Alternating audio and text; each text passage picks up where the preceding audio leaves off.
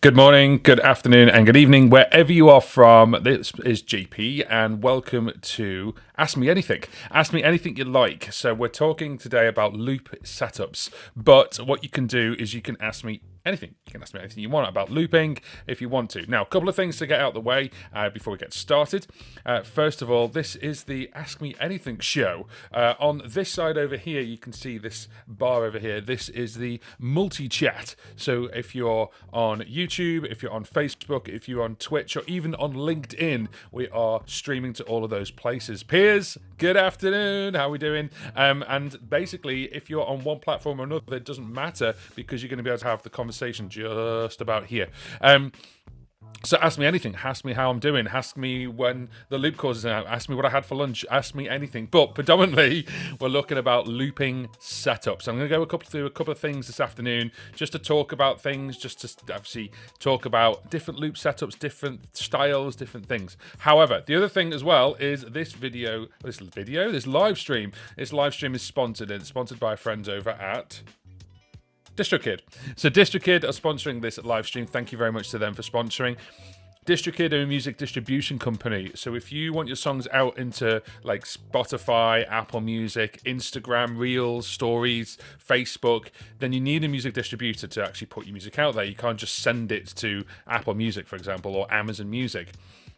So there's a link in the description box on most places that we're streaming to, and that's the link there. If you click that link, you can actually go with DistroKid. Now, instead of charging you per release, what they do is they charge you one price per year, and it starts at $19.99, and then they have the Musicians Plus version, which is what I'm on. If you've got two, but the main reason for that one is because you can schedule the release. But there's loads of other versions out there. Click the link, and we can give you 7% off no matter which tier you choose. Even if you're a label and you choose the label tier, you're going to get 7% off your first annual membership. So thank you very much to DistroKid for sponsoring this live stream, which is Ask Me Anything.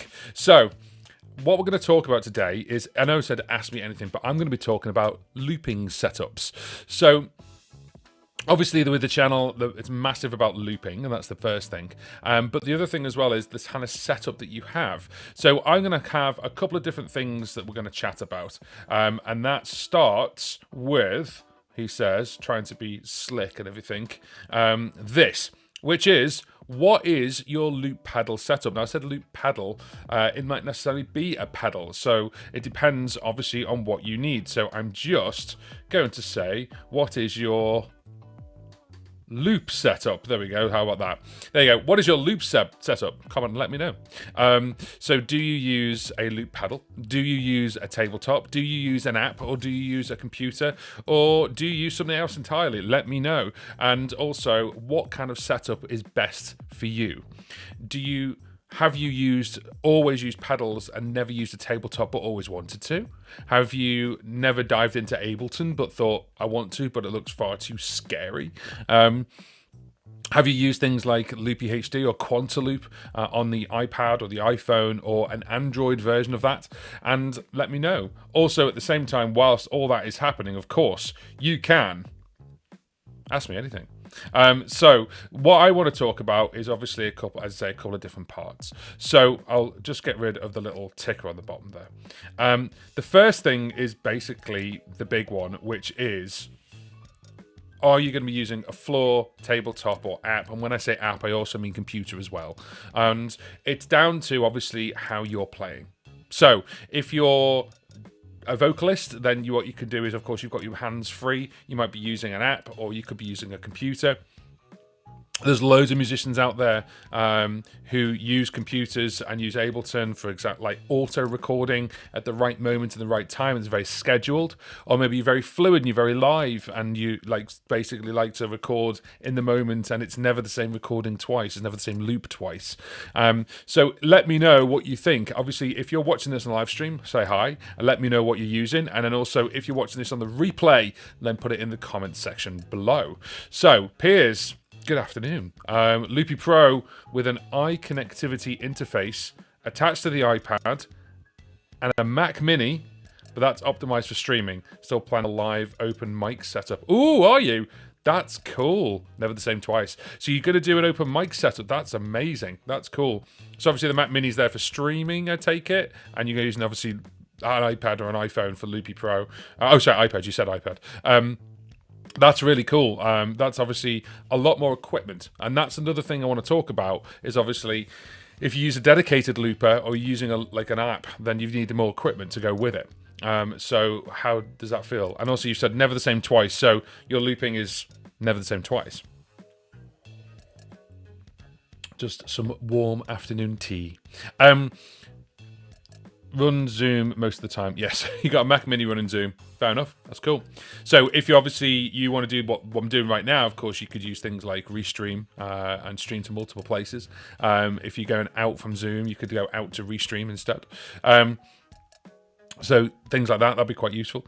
So if you're using, obviously, like I predominantly, and say predominantly because obviously I test lots of different things for the channel, but my go-to looper is a loop pedal. So it's always been a pedal of some kind. Having said that, though, my eyes have been really opened to tabletop looping. Now I've got hold of a RC505 Mark II. So yeah, overlays. So this stuff that's around the outside of me right now is all just inside Restream. I'm not using any software, so it's just using a Chrome browser. It's really easy because I use OBS for a couple of different things, but then also you use this. So you can ask me anything. So let's talk about that. I'm actually using now a camera, which is the camera there, and this microphone, and there's an audio interface just over there, plugged in to my computer. And I'm not using any software. I'm using a Chrome browser, and I go into Restream, and it's a thing called Restream Studio. Now, these guys are brilliant, and it's just so easy. I can basically tell it to put the graphics on this side, like the chat, and I can tell it to take the chat off again. And then you've got some videos going on in the background. You may hear there's a little bit of background music going on, and you can choose what that is, and that's actually all inside Restream Studio.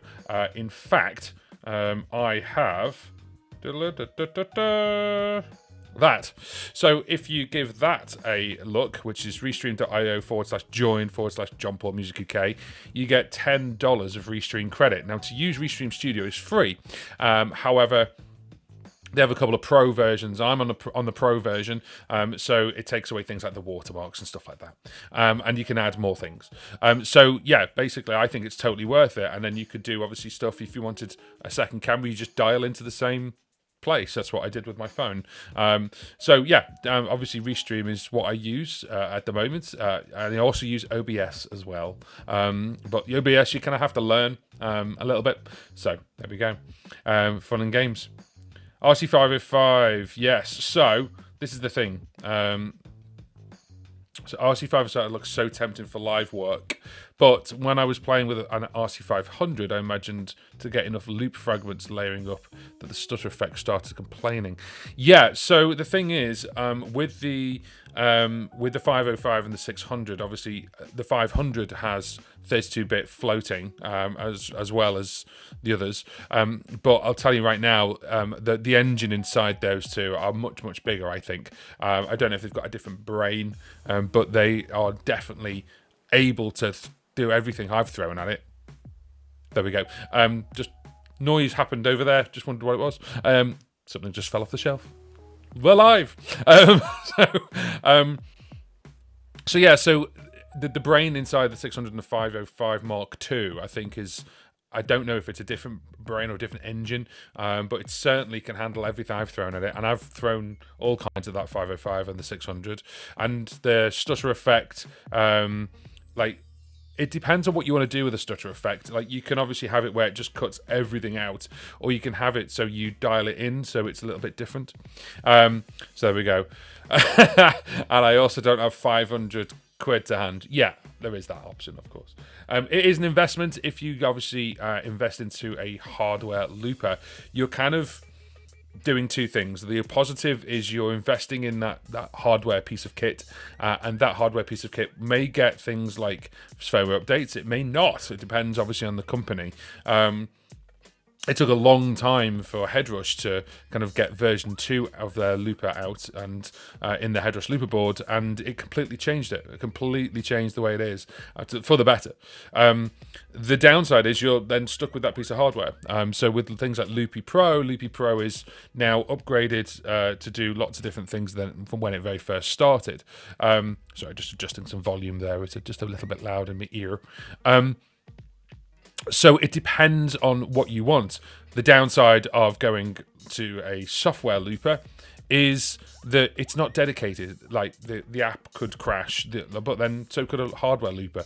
It's all pretty much software now, and they're all kind of going through their own firmwares or upgrades and things like that. So it's an interesting time for looping because the world's your oyster. And I've said it before, where I started with looping with like a pedal, which was just looking back now, a nightmare. It was a nightmare to begin with, and it was a nightmare to end with. But you didn't have as many features as you have now. And now we're completely blessed with the amount of features you can get in the looper, whether it's undo, redo. Just undo, redo. That's it. Like undo something and then bring it back again. That wasn't there in like the Akai Headrush E2. I can't believe it's called a Headrush as well. Akai Headrush E2. It was like loop, like record, play, overdub. That's it. And then if you just deleted it, it's just delete. There was no undo. So you've got loads of options now, like to the point where you go, well, which one should I choose? And what I would mainly say is choose what's right for your performance. Don't change your entire performance for the looper. Like the looper should enhance your performance. And there were great words said by Emily McVicker on the How Do You Loop interview. It was a great interview we did, and I released it last week. We interviewed a couple of weeks ago, and that's on the channel. So if you want to go and have a look at that, it's a really funny but also really great interview, because on How Do You Loop, the series, we go obviously deep into loop pedals, but Emily actually kind of stuck true to her guns, and it was like, well, it's the audience first. And talking about, if you've got your head down, looping away, and then you look up and everyone's gone, both live and also live streaming. So you need to obviously entertain the audience first. Excuse me. So yeah, it's different. It's different for everyone, but at the end of the day, we're in the game of entertaining people. So if you're sitting there going, oh, I've got to get this loop down, it's perfect, but it's going to take 6 minutes, you'll lose people. You will. Attention span, short. Eagerly awaiting the next beta version of LP Loopy Pro, because it fixes a bug that's a bit of a showstopper for me. Ooh. I haven't played with Loopy Pro for a little while now. I need to update and play it with it just to see what's going on. Really enjoyed the interview. Cool. Really making the point that Kiss is a really great way to go. Kiss? Okay. So yes, so there's loads of different things obviously we were going to talk about today, and obviously the first one, as I say, is what kind of looper? What kind? So we go. Can you elaborate on DistroKid? Of course I can, Marvin. And good afternoon, by the way. This live stream is sponsored by our friends over at DistroKid. So, Marvin, let me explain this to you. If you've got music that is ready to go, or you've got basically music that you're recording and you're actually going to bring it out there, DistroKid is a music distribution company. So you put your songs, you upload your songs to their website, and they push it out to all the online stores and digital streaming sites around the world, including social media, including things like Instagram. And why would you want to do that? I'll explain that in a minute. But they'll go and get the money for you as well, so that if people start playing your music, there's about 160 different music sites. In the UK, we don't get a music streaming site called Pandora. If you say Pandora in the UK, people think about little charms and necklaces. But there's loads of different streaming sites all over the world, in India, in Asia, Australasia. There's all these different ones. So they push them out to all of them, or pretty much most of them, and then you get the royalties, and that's it. So that way you basically pay one price per year. You could release as much as you want. You could release singles, albums, EPs, your live streams. You can even release covers, but you have to pay for a license, and they sort that for you. So it starts at $19.99. The link is in the description box. It's also that there. And then what they'll do is you give your music to them. You keep 100% obviously of your rights, that it's your music, and what they'll do is they'll go and get the royalties for you. So that's who I use to, yes, similar to TuneCore, yes, absolutely. So it's similar to TuneCore, but the reason I'm with them is because, as I say, it's one price per year. So instead of actually releasing think about if you did like 6 releases and it was like, I don't know, 20, 30, $40 each, it soon ramps up. So I'm on the one that's $35.99 a year, and it gives me 2 artists, as it were. So there's me as John Paul, and me and my mate who do Tokyo Wasteland, which is synthwave music. If you like that, go and find Tokyo Wasteland. And it's a great name. My colleague Greg came up with it. I didn't come up with it. It's a brilliant name. I love it. And we've got a couple of tracks out there. And the idea is that we're going to release a track a month. That's 12 tracks. Imagine paying 12 times for that. We just pay once.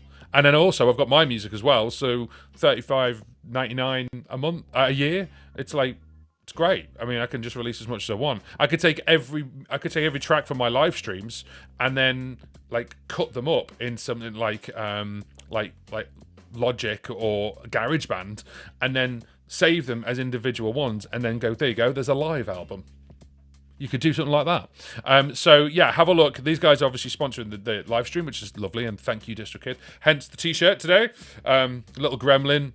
Where is he? Over there. There he is, there, little gremlin there. He's actually on the back of this t-shirt, which is cool. I quite like him.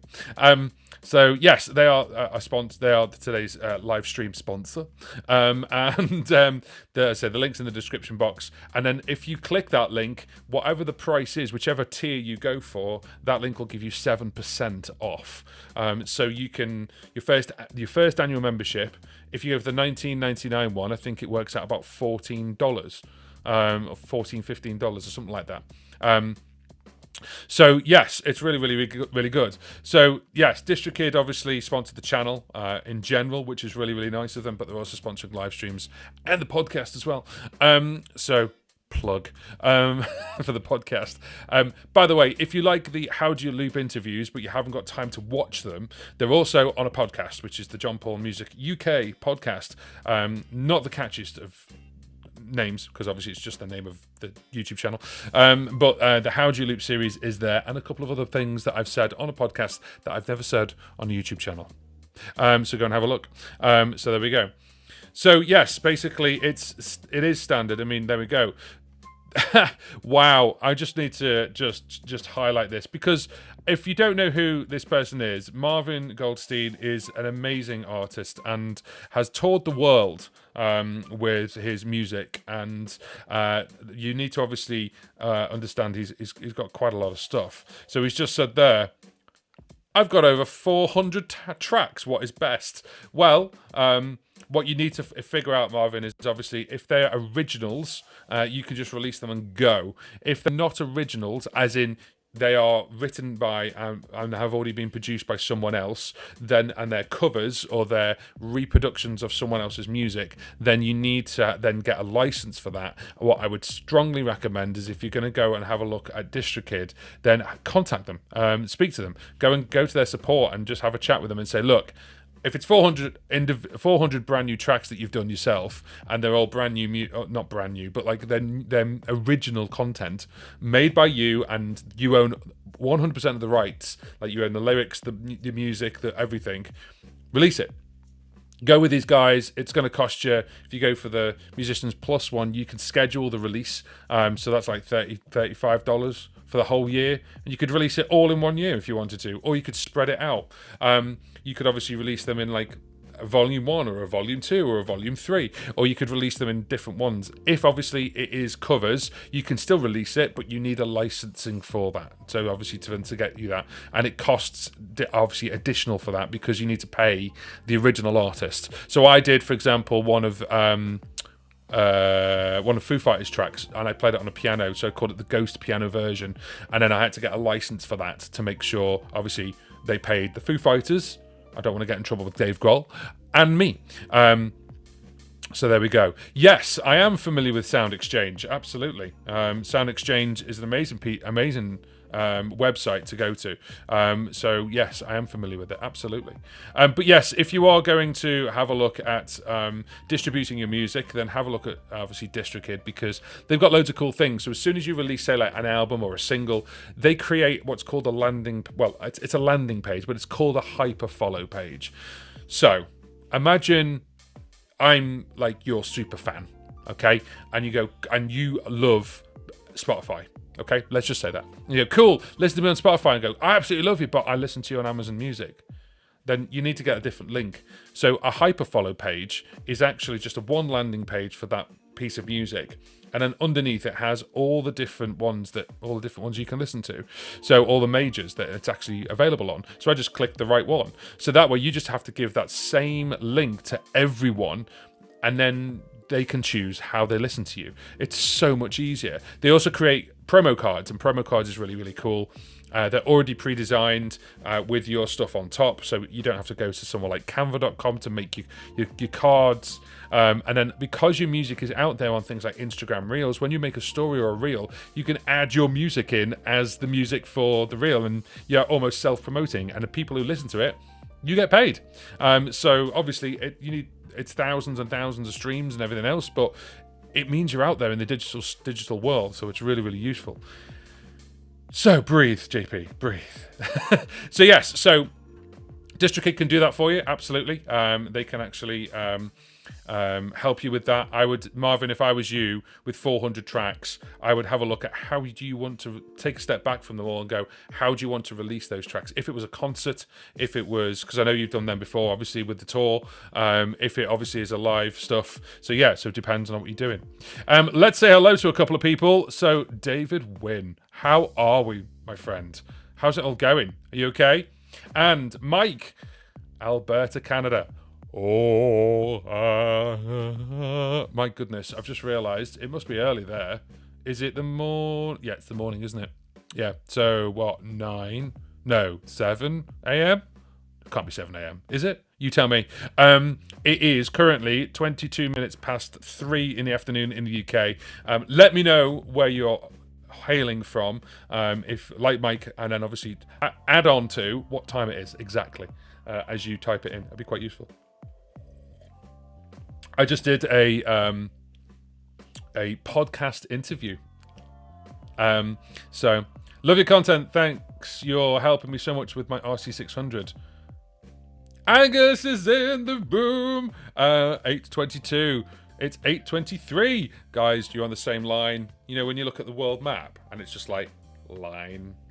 Like, that's cool. I like that. Wicked. Hey, Bournemouth. Same line. So just a little bit south for me. A little bit by 300 miles. Excuse me.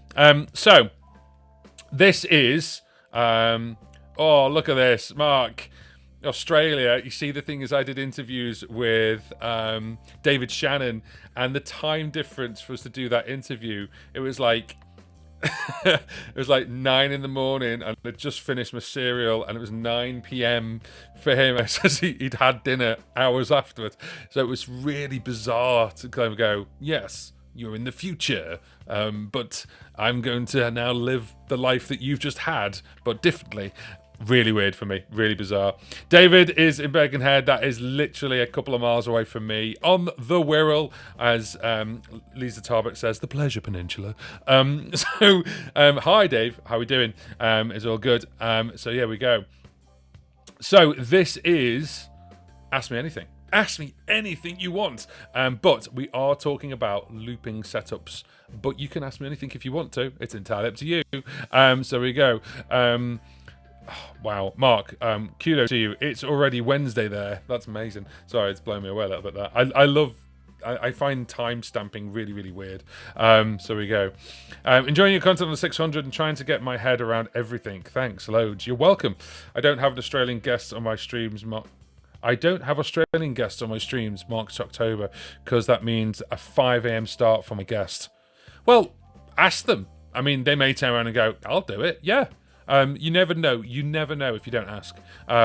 So also, another big loop person is is a favourite of mine is Carl Wachner. Now, Carl Wachner actually now lives in the States. So you could always ask him, and then that way you got around it. You've got like someone who's, you know, from the Australasia area, but actually lives on the other side. So you could do that.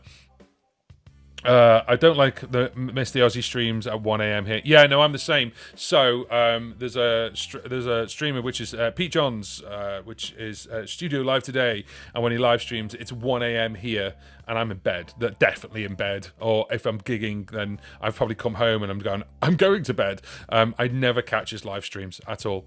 So there we go. There we go. I'm a huge fan of How Do You Loop series. Good! Excellent. If you don't know what that is, ladies and gentlemen, the How Do You Loop series is actually diving into the minds of loop artists and just going, rip the mind apart and go, what's inside? How do you loop? What are you looping with? And it's just a nerdy interview. The last one was really hilarious because it was just a technical nightmare to start off with before we started recording. It was really funny. Anyway, I reckon we could. My goal is to get basically like the top loop artists on that series and just grab them by the shoulders and go, tell me your loop setup. So yes, that's what I want. So we'll get there. I'm going to try and get there. I'd love to get hold of Katie Tunstall. I'd love to get hold of Ed Sheeran. I'd love to get hold of lots of different people. But you know, it's barriers, management, agents, you know. We'll see. If you're watching, by the way, if they're watching right now about loop setups and everything else, and they want to be part of the How Do You Loop series, get in contact with me. My email is probably everywhere. So there we go. Right, let's get back over to the chat because it is Ask Me Anything, and I'm rambling on. So let's just go over to here. Where are we? That's an interesting one. Hello, sir. Can you help me out create trap beats? I cannot because I don't create trap beats myself. However, saying that, what I would suggest you do is go and have a look at Henny the Business, who is really good with beats, production. He is a multi-award winning producer. So it's Henny, Henny. He's on YouTube, he's a YouTuber, but also a music producer. Go and have a look at Henny the Business, Shine. I think you will enjoy it. So that is definitely for you.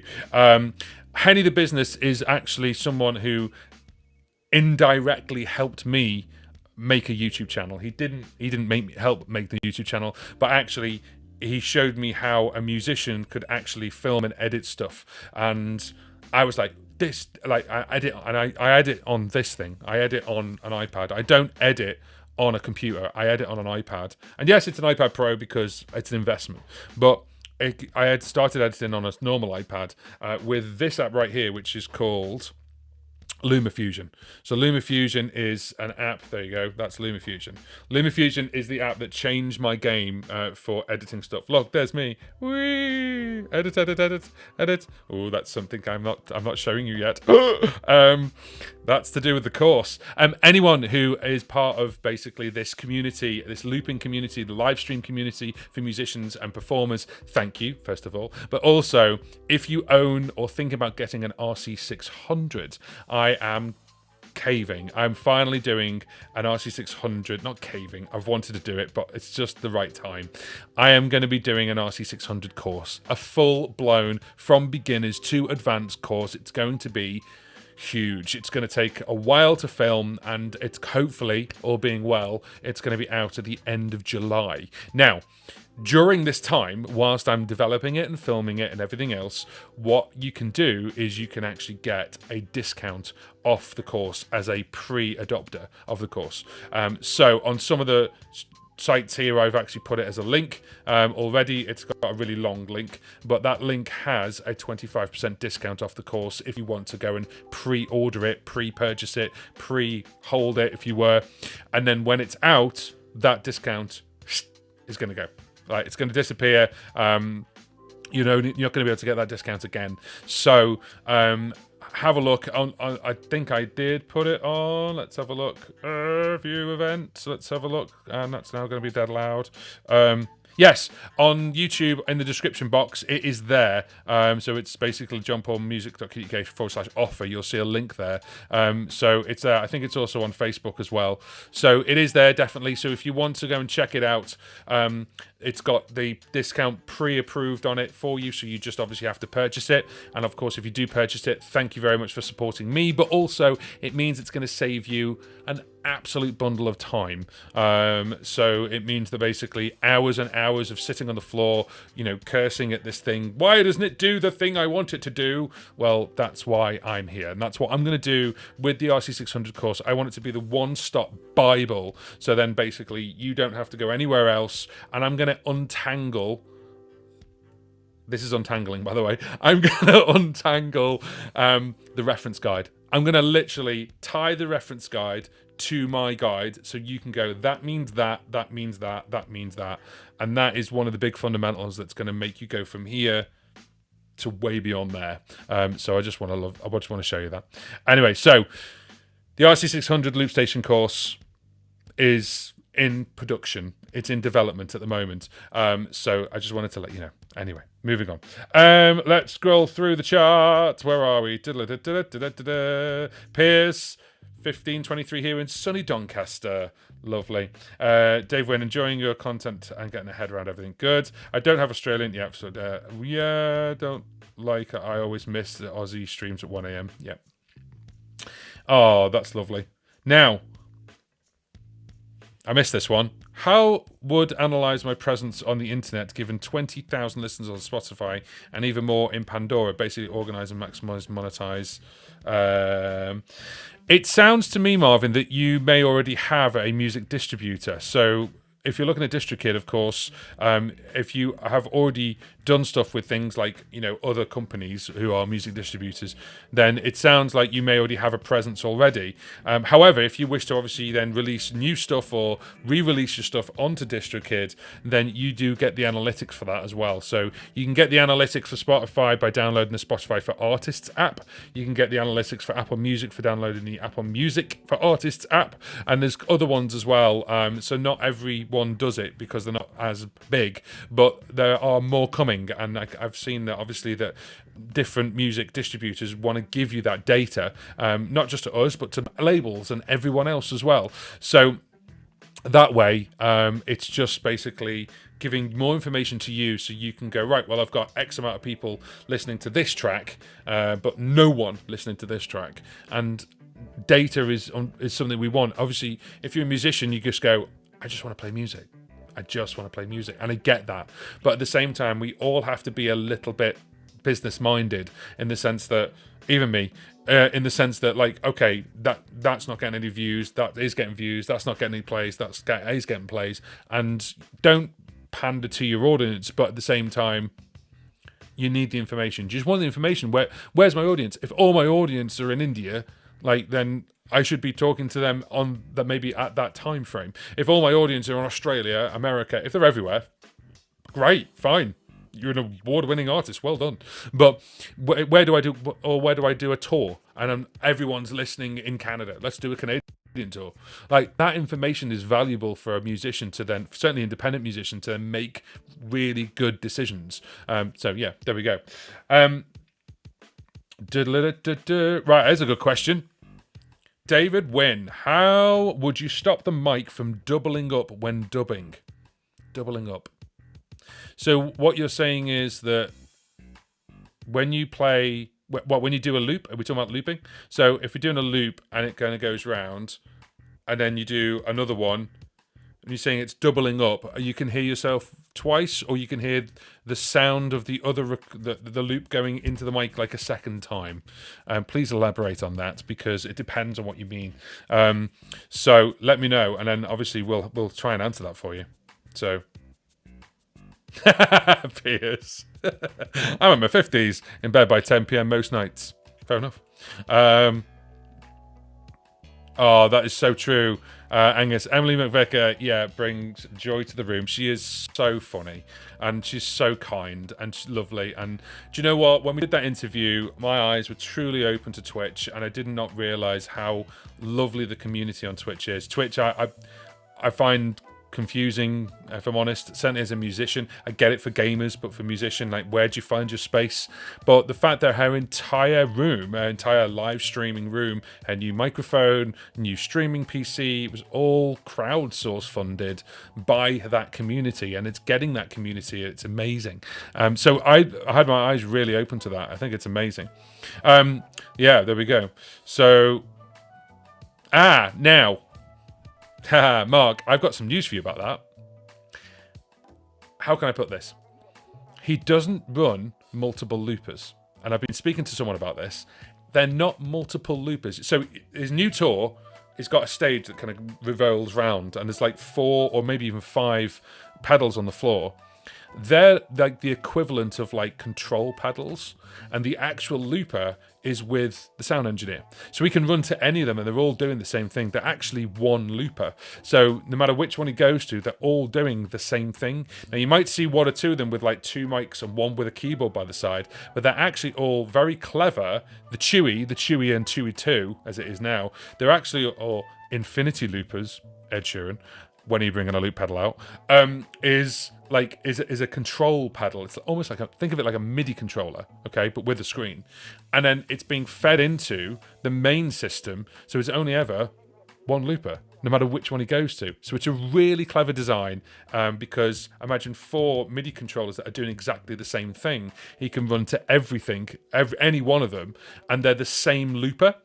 And then that way, basically, he then go whatever he's doing. The actual looper is in a rack mount. It's in a rack by the sound engineer, or it's on off stage. I can't remember. But basically, it's a rack mount system.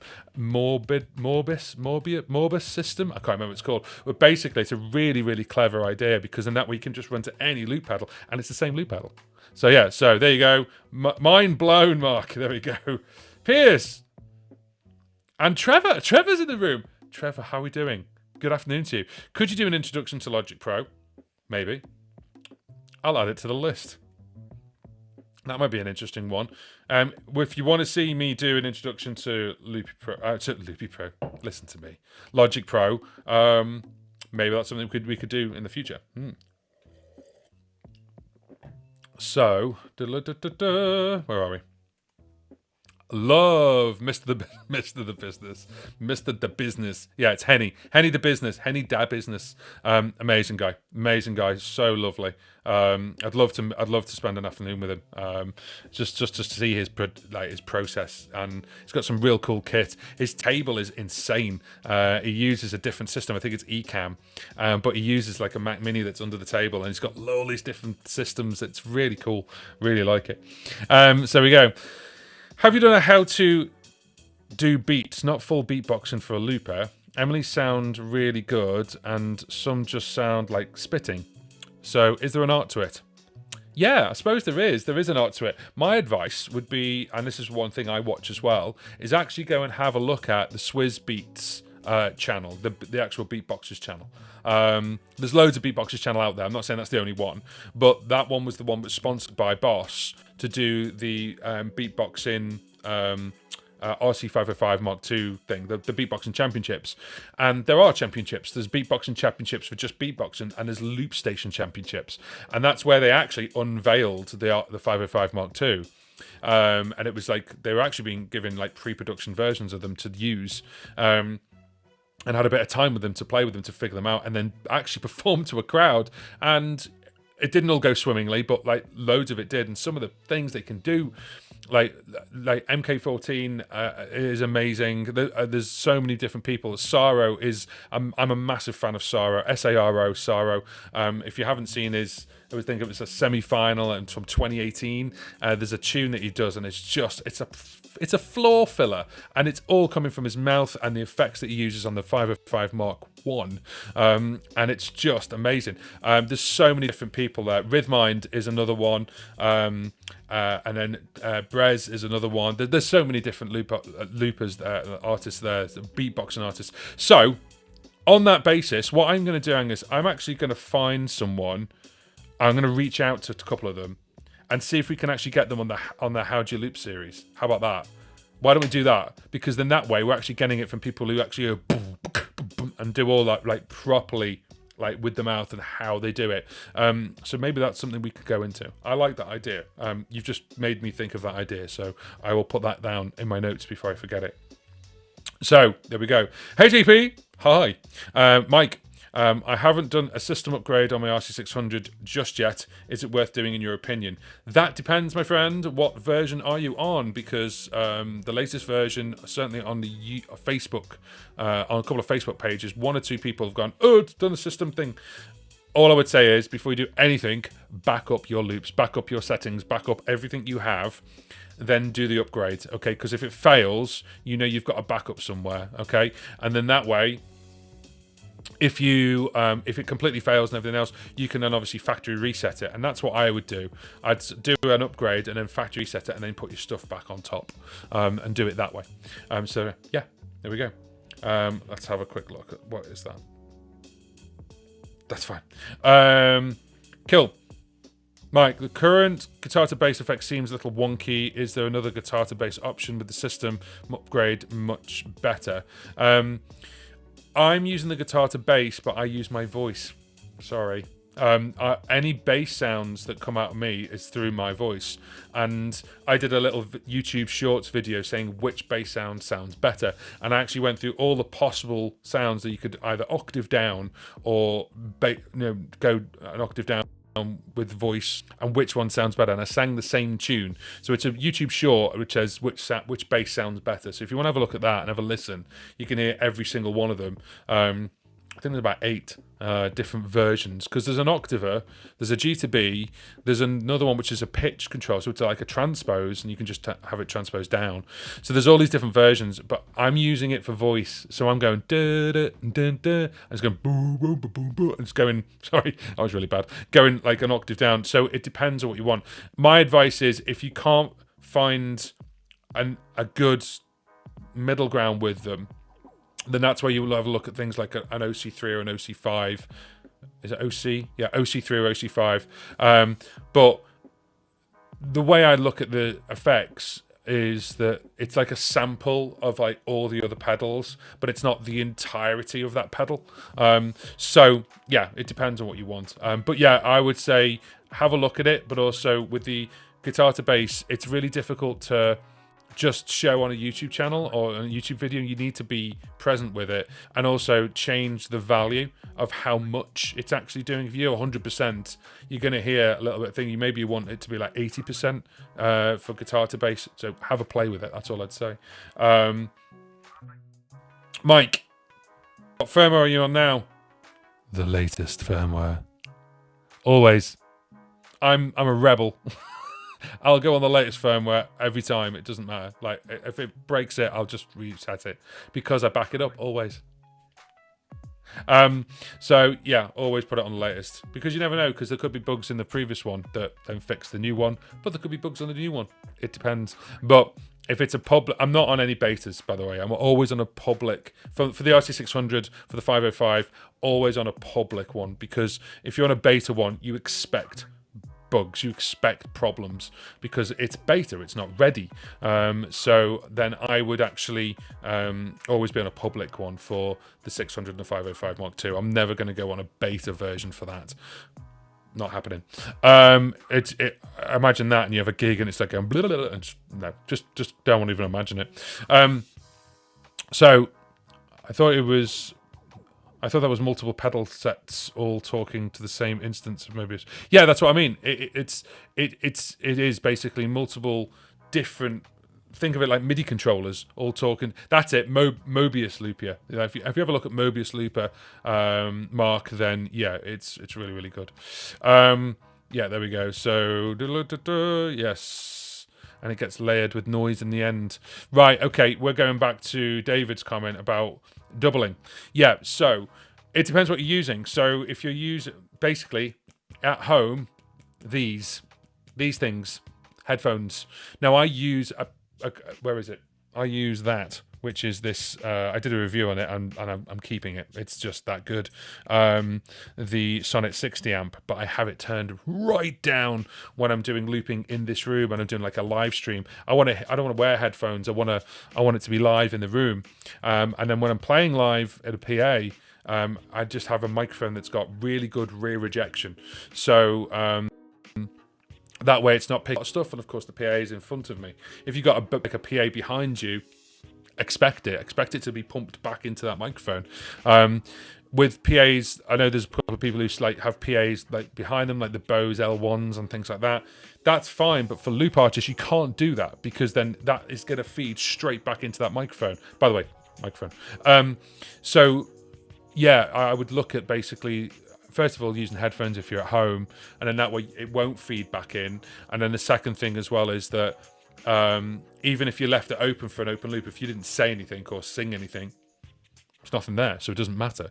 Whereas if you're not doing that and you're live, then what I would suggest you do is either have in-ear monitors, which a lot of loop artists are doing now. I still don't, or because I feel disconnected from the crowd if I did that, or disconnected from the audience, or just turn down your monitoring. If you've got a PA which points out to the audience, by the way, that's the audience. If you point out to the audience and you've got a speaker, turn that down, like right down, and then get a microphone that has got good rear rejection, so it won't pick up stuff that way as much as picking it up from your mouth. So yeah, that's kind of my little advice on that. That's what I'd do. Love that. Mind blown. Yeah. Excuse me. Sorry, I'm so behind. When I do these live streams, I'm always the same. I always carry on twiddling around and just chattering on, and I'm now really behind on the chat itself. Let's catch up, shall we? Better off at off-axis mic setup. Condenser is the worst. Yeah, condenser. This is a condenser mic. This is the Aston Stealth mic, which is amazing for talking like this, but it picks up everything in the room, and I can pull back. This microphone actually is currently running on 48 volt phantom power, and I can turn that off, so it doesn't have to do that, but it'll pick things up. Whereas you need a microphone with a lot less rear rejection. So obviously if I talk here, it's still really kind of sort of picking me up a little bit. Obviously not as much here, and I can talk like this, hello, and sound like some kind of announcer. Next on this channel, we've got this program. So it depends on what you want. So a condenser live on stage, no way. Everyone, I use this. Loads of people use like things like the SF7B. I prefer the Aston mic. Just saying. And it's got 4 different connections here. You see the way it's like purple here? So it's actually got V1, V2, G, and D. And they're actually not just like little settings. It's 4 separate electronics going through it. So it's like having 4 separate mics, and it works off 48 volt phantom power as well as on 48 volt. So if I want to record guitar, I want to record something screaming like drums, I can do that with this. There we go. But that's great in this environment. That's okay. And I haven't got this room treated or anything. It's not sound treated. It should be, but I can't. I'm working up to that. But for live use and microphone use, then it's a normal microphone. It's a dynamic microphone, but with good rear rejection. That's what I would have a look at and do that. So there we go. Let's have a quick look at this. Morbius is an amazing bit of software, phenomenally flexible, powerful, but only works on 32-bit platforms. It does, yeah. So 64-bit platforms for computers won't take it. So if you're on a Mac, forget it. It's not going to happen. So there we go. Yeah, there we go. Yeah, so it sounds like the mic is picking up excess noise, making the loops dirty, or it's picking up the initial loop. Maybe you got the speaker too close. Try changing your speaker positioning on your mic positioning. So if you're playing like this, and that's your singing mic, and you've got a second mic over here pointing that way, and you're singing into your loops over here, you're singing that way, and your speaker's there pointing this way, that's your problem. You've got literally like that. I'm not saying that is what happens, but I'm just saying if that was the scenario, that could be the problem. So we go. Second mic. Yeah, the other option as well is, Mark's just said it there. Second mic. So you could always have a second mic. So I use one mic, but you could have a second mic that you actually then mute and unmute. So you only unmute it when you record, and then you mute it again when it's not recording, and do it that way. I have always ran with one mic, and the reason for that is because I've always had effects go into that mic and then go out to a looper with the TC Helicon Voice Live Play Acoustic, which I love, but also which I haven't used for the first time in over a month, because I'm using the effects on the RC600, and I'm not using harmonies. I know, shock horror, right? I'm not using harmonies. So I've always used harmonies, like a harmony pedal, for years. So I'm trying my best not to.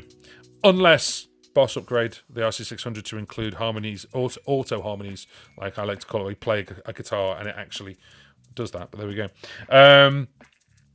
Oh, there we go. I use the octave down at -10. It's a little bit more stable than G2B. There you go. There's a little bit of advice from Mark there. And can't beat the OC5, targeting only the lowest notes. Absolutely. So that's the other thing you could do as well. You could obviously get two effects. So you've got like a high pass filter and the G2B, so it takes off the high end of the frequency. You could do it that way, potentially. There we go. Piers actually has in-ears, but only wears one. So that's obviously so you can keep an ear on the audience. I think that's probably why I would. Did you see John Mayer is using over-the-ear cans on stage? Yeah, I've seen that. I don't know how I feel about that, because you're literally blocking the world out. Unless they've got like those transparency ones that like you can hear the audience as well.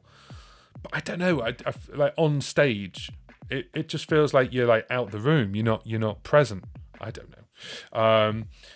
I think like right now, I'm listening to the only reason I've got these on is because I can hear myself and hear whether I'm talking like this or not, so I know the volume, but also so I can hear a little bit of the background music, so I feel in the live stream. If I took these off right now, I can hear the room, and I don't feel as connected to you guys. Weird, right? Whereas now I'm like in the live stream. I don't know, bit weird. Whereas playing live, I'd be the other way around. If I had headphones on playing live, people are like, what's he doing? I don't know. That's just me. And I'm not connected to the audience. I'm not like, even if you look, imagine that you got these on and you're looking at the audience going, you'd be like, well, I can't speak to you. You've got headphones on. I can't go, where? You're not going to hear me. So that's just me. I feel a bit weird about that. There we go. Question. Piers. The Stealth's dynamic, isn't it? But with a preamp built in. Yes. So the Aston Stealth won Mic of the Year for NAMM 2020. And it's got its own circuitry. It's got the equivalent of a cloud lifter built in, its own pop shield built in.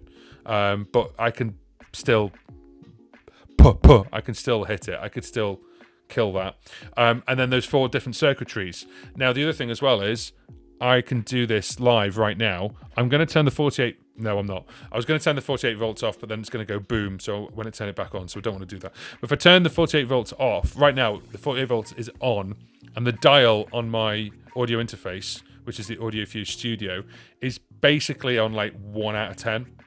If I turned it off, I'd have to dial it up to about 8 or 9 or maybe 8 to get the same feel to it. So the powered version of like right now, you can use it dynamic or you can use it condenser. So it's really clever because it's like 2 different microphones with 4 different electronics inside it. So like right now it's on V1, and then it'll change and be more airy for V2. The G and then the D is meant to be like a dark, which is ribbon. Sorry.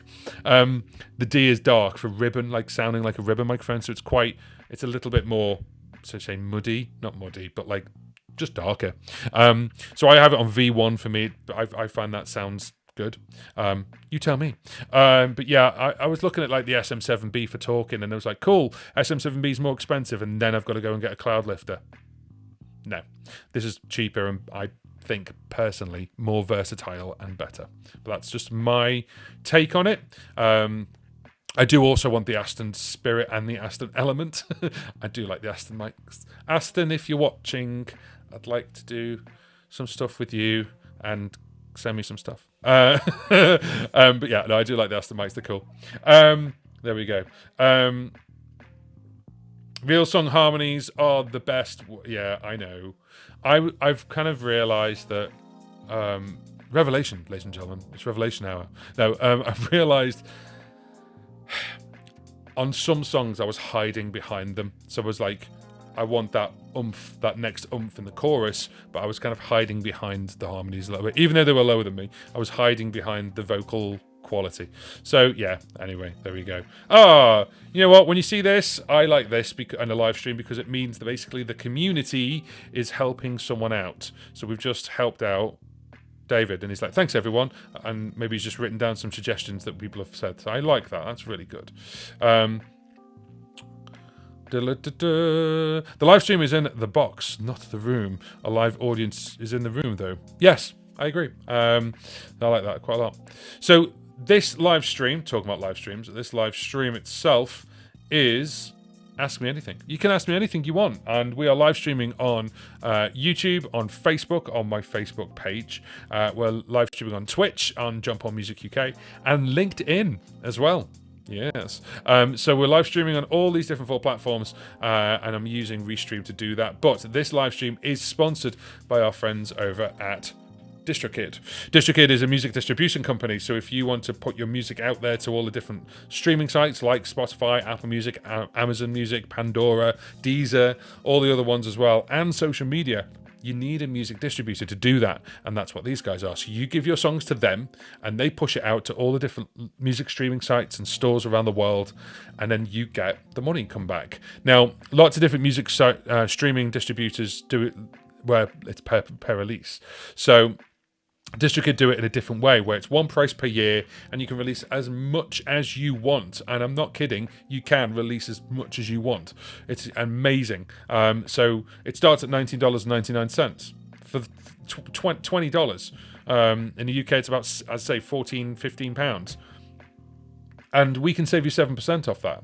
So this link at the bottom here is in the description box below, and you could save 7% off your first annual membership. It's free to basically have a look around and then just see whether it's right for you. And if you sign up, then you'll get 7% off with that link. How good's that? They do loads of other things as well. So imagine you're a band of 5. They actually do a thing which is called teams, and what you can do is all the other band members register as well, and then you can just split the money however you want it to be split. They do things for basically which is called Leave a Legacy. So obviously once we leave this planet, however you deem that, you can leave a legacy, so therefore basically then that money will go to someone else. So you can do that as well, which is clever. And there's loads of other little things in there as well. I was talking about promo cards before. The promo cards are really cool. They're already pre-populated, so you don't have to go to another website, sit there for 2 hours, not being a kind of editor, like designer, like getting your you've already done like your album artwork, or someone's done it for you. You then don't want to sit there for like 2 hours drawing out like a 9x16 card just so you can post it on Instagram. They've done it for you, so it's already there. So you can actually grab a load of them, and some of them move as well. There's like video ones as well as picture ones, and they're really, really cool. So anyway, have a look at DistroKid's link, which is distrokid.com/VIP/Jump On Music UK, and you get 7% off. How good's that? So this is Ask Me Anything.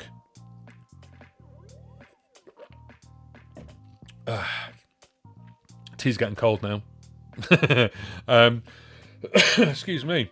Let's have a look. Mark. So Mark's considering going to a one mic. Okay, I've considered going to a one mic. There is a way.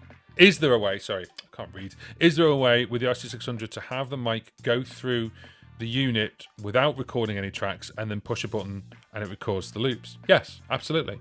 So that's how I do it. So basically, the microphone goes in, and it's going out to the main PA. That's what it does. It goes through the system, main PA, and then when you hit record, it'll record the tracks. That's exactly what it's there for. So you can even split it. So what's really clever with the 600, and this is one of the many reasons why I've got it, is you've got 2 microphone inputs. So you could do 2 microphones on it if you want to, and you've got phantom power for both, and you've got 4 jack inputs. Then you've got a stereo main out left and right. You've got a sub out left and right, and you've got a sub 2 out left and right, and headphones. So technically, you've got 8 mono channels out. What you could do, and I've done this for a couple of gigs, is The main out could be literally the left side of the main out could be your guitar. The right side could be your vocal. That's it. Don't think about loops yet. Just literally mic in, mic out, guitar in, guitar out. Okay. And then sub 1 could be the stereo sum of all the loops, just the loops themselves, and not your instruments. So you could actually route it in that way, where you can actually just have them. The other way to do it is you can route every loop. So you can actually route all 6 loops on a separate mono. Now, it would be mono, it wouldn't be stereo, but you can actually route them as monos out to 6 separate things. You could have a mixer and mix away as you wanted to, or send it out to a sound engineer and they could send it out to a bigger system. It's up to you. The nice one is like the middle ground one. The way it's done by default is main out left and right. So you just plug main left and right into a speaker and it just sends everything out. If you wanted to split them, I think that's a really nice thing. So if I play guitar live and I sing. So I've got one microphone, one guitar, and then basically on left main and right main, I've got vocal and guitar, and then I use the subs for all the loops. And then that way, if the loops are a bit loud, I can drag them down, or I can split them. If I'm just doing like an open mic night or something, I just do everything out as one. But with those 4, when you're doing a gig, it's quite nice because you go, I just want to turn the mic up a little bit. I could then send. I've got my big rig, my big Mackie Reach, and that's got 4 inputs. I can just go like that and just turn that up without affecting the other the volume of the loops. You can do it on the mixer on the actual loop station itself, but obviously you want something to hand.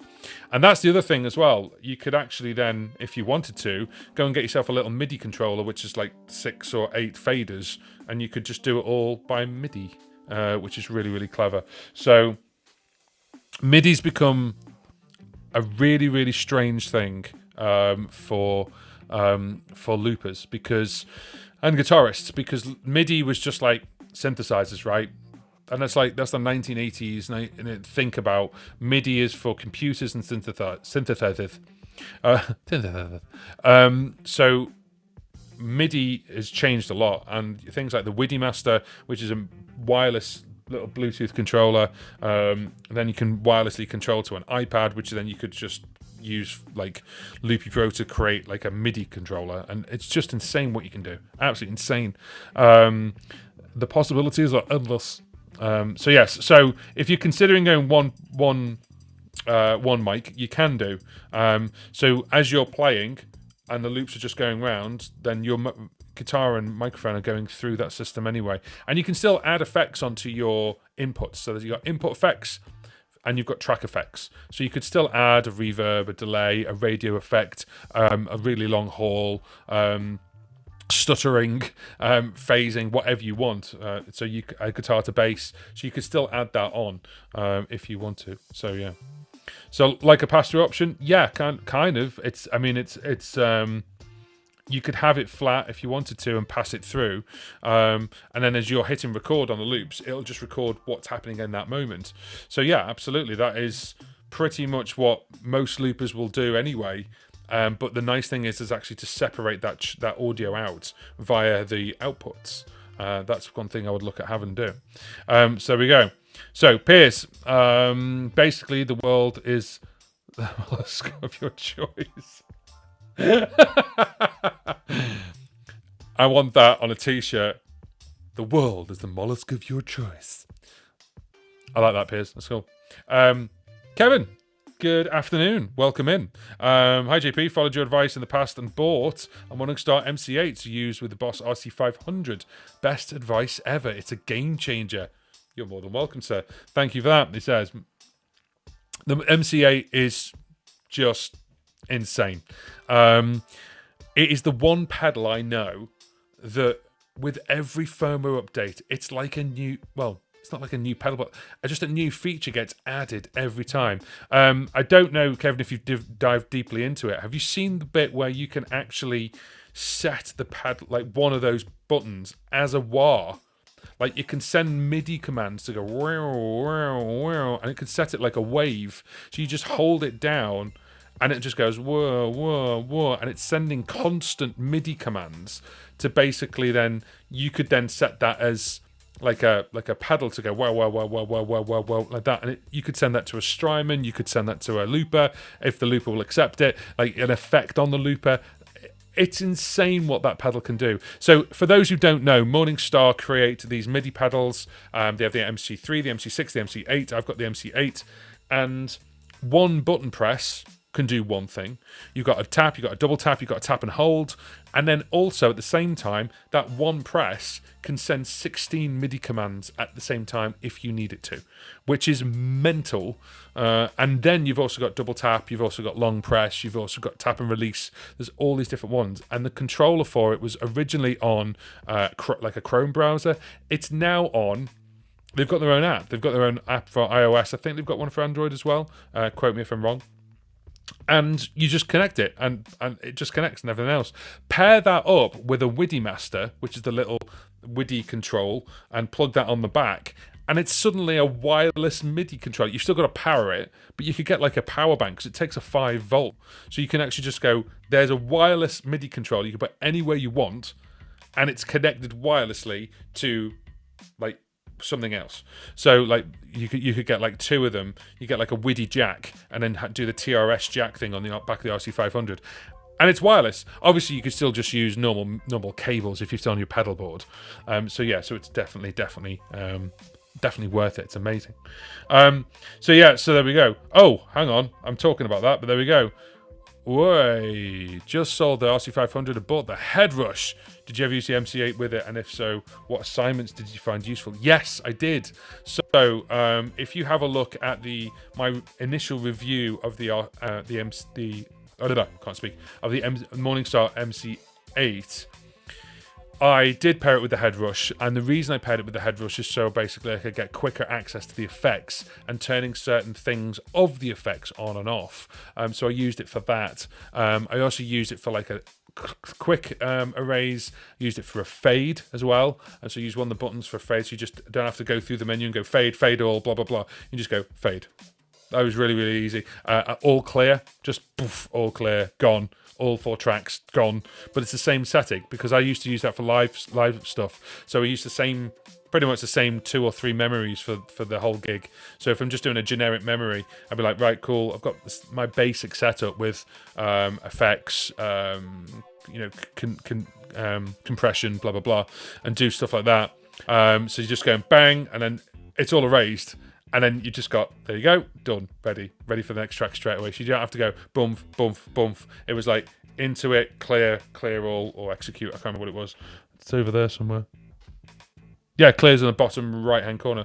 So clear individual tracks. And you could do that as well. You could actually set it so one button is just clear track 4. So if you put something on, you want to clear it, just put something else on over the top. You've then got like a 4.5 track looper, but you can't bring that back. That's the only thing, you've deleted it. But yeah, there's loads you could do with it, absolutely loads. The difference with the Head Rush is it doesn't use the CC numbers. It's like one number and then uses a load of commands. So like the number, the value is the different command. So it's different to the boss loopers where each CC number is something different. It's the same CC number, but the value changes the actual thing. So yeah, have a look at that. But there we go. Oh, okay. I didn't know that. See, I didn't know that, Piers. It's a Terry Pratchett line, not mine. Okay, fair enough. Just expression pedal MIDI is useful. Dedicated gadgets to do just things are horribly spendy. They are spendy, but it also, there's the other side of it for more complex loops, but also just the lack of pedal dancing. I know what you mean, though. If you're doing hours and hours, you're going to get used to it anyway. But you obviously want to streamline what you're doing. But then there's this other danger of it becoming sort of like Darth Vader's pedal board, where it's just like that with loads of things. However, if you've got things like singles, you've got Strymons, I said Strymon before, but if you've got like other pedals that will accept MIDI, instead of going bang, bang, bang, bang, bang for like the chorus, the MC8, you can just go bang and it will send the signals to all of them at the same time. So that is really useful.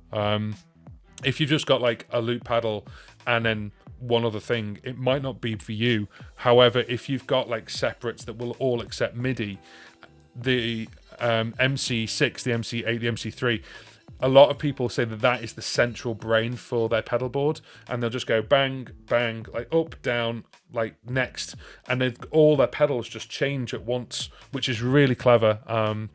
So that's kind of where that comes in, and that's where the power of MIDI comes in, which is really, really good.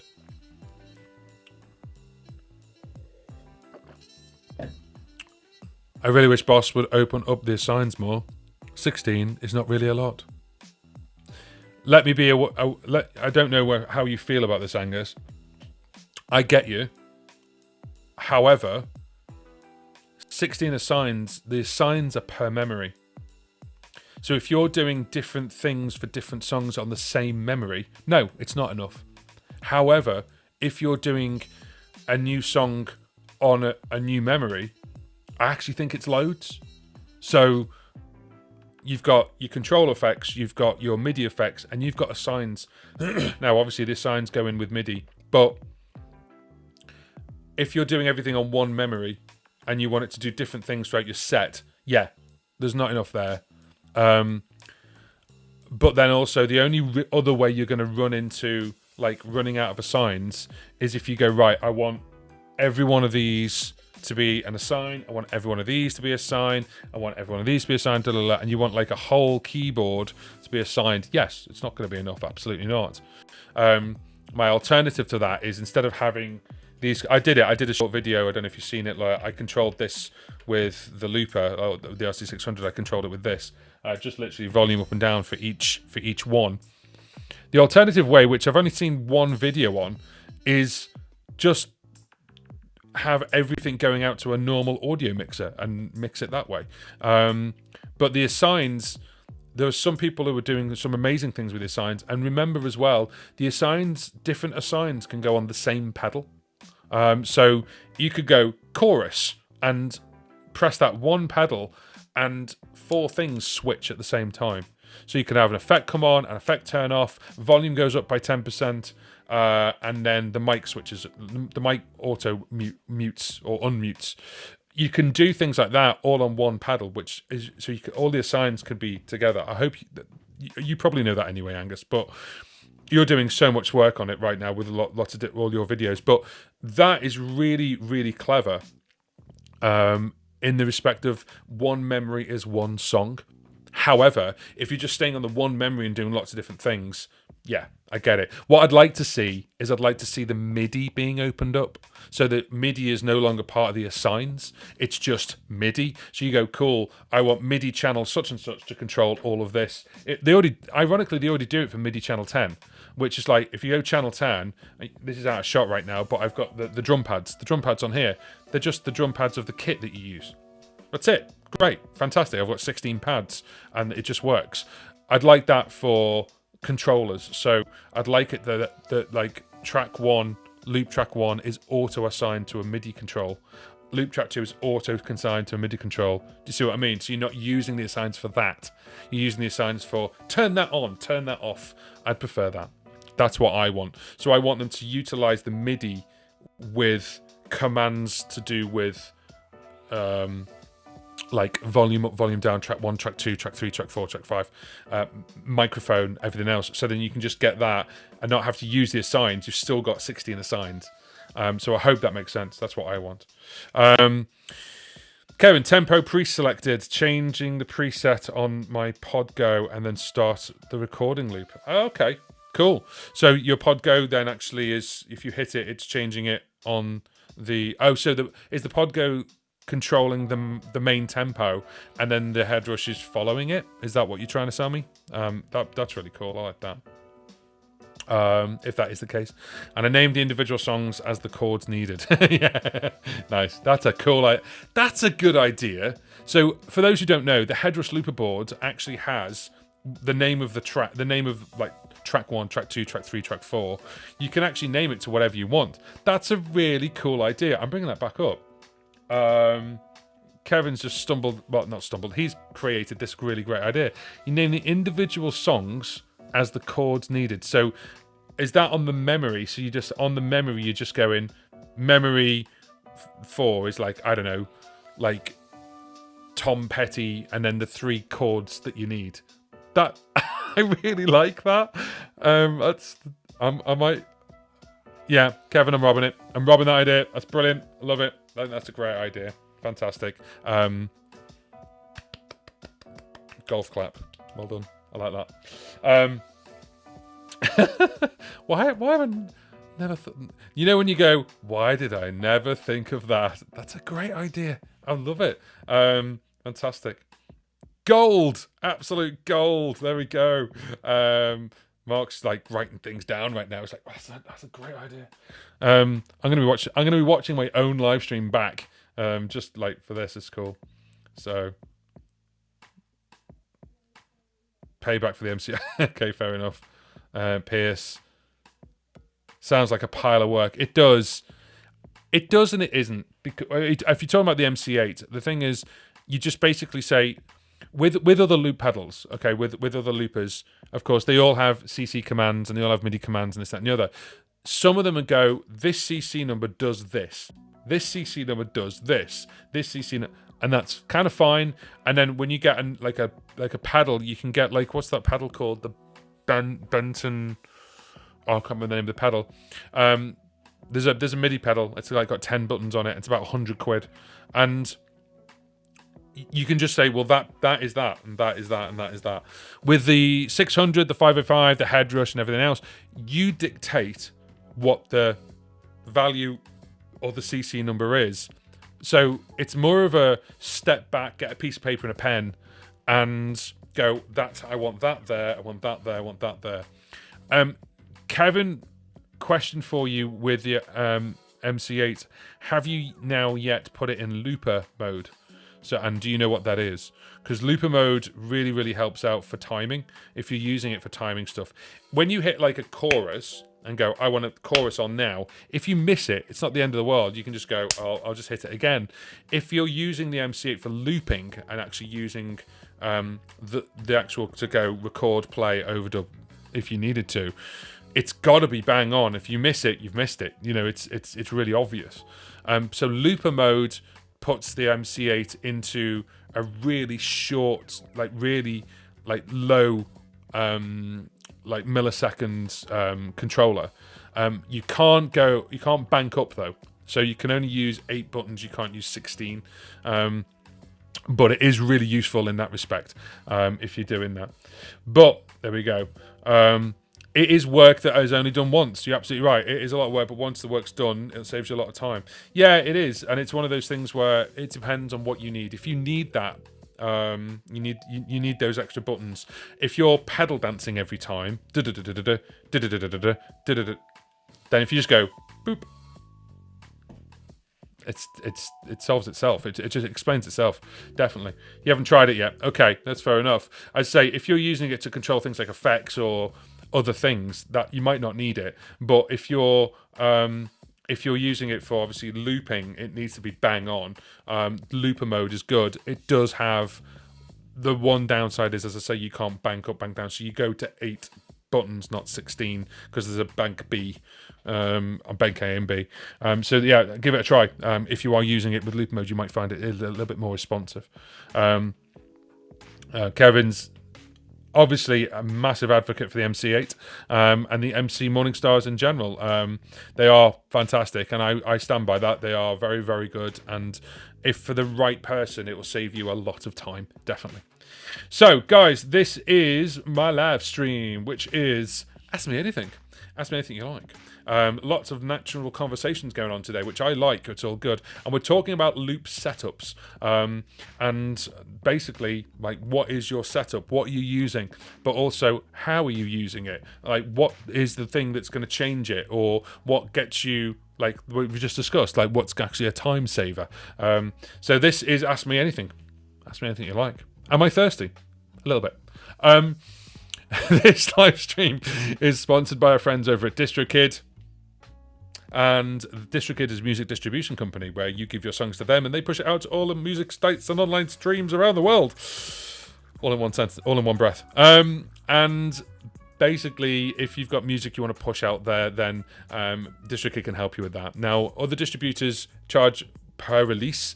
DistroKid charge one price per year, which is $19.99, and they have a couple of other tiers as well. I'm on the second tier up, which is Musicians Plus. If you've got 2 bands or you've got 2 outfits, but the main reason I do that is because you can actually schedule the release, which is really cool. So you can prep it, schedule it, and do a bit of work beforehand. And then you put it out there, and they give the music's still yours. You can put as many stuff. I can't speak. Let's start that again. You can put as many things out there as you want to within 365 days a year. So what you can do is you could put out singles, EPs, demos, recordings of your live streams, and if you've got covers inside that, then you can obviously let them know, and they can get you the right license for that. You do have to pay for that license, of course, but then if you're doing all your own stuff, you've done a live stream of your own music, and you can actually chop it all up and make it into what I like to call a CD or a cassette, and you can actually send it out there as an album, and then loads of people can listen to it, and then you get all the music and royalties and everything else. So imagine you put all your stuff out, and you go, cool, I'm on Spotify, everyone's going to listen to me on Spotify, and you actually find they're all listening to you on Pandora, or they're listening to you on Deezer, or they're listening to you on Tidal, then you may not realise that actually you're getting hundreds of streams on Tidal, and actually that's where your fan base is. So definitely worth a check out, obviously, for DistroKid, because what they can do is they can actually then give you the analytics of that, of where stuff is being played. You can get analytics from the individual places. You have to download their apps and stuff, but they get all that information to send to you, and then also there's loads of other stuff they do as well. That I say that before, they do promo cards. You got the hyperfollow page, so you don't have to send people to different places if they don't like, I don't know, Amazon Music, but then everyone of your fan base is listening on Apple Music, then you can just give them the hyperfollow page and they choose where they listen to your music, which is really, really good. So the link is in the description box, and it's also on screen. And if you go to there, then you get 7% off your first annual membership. So the annual membership thing is cheap anyway, I think it's amazing. Go to $19.90 and try and release some music.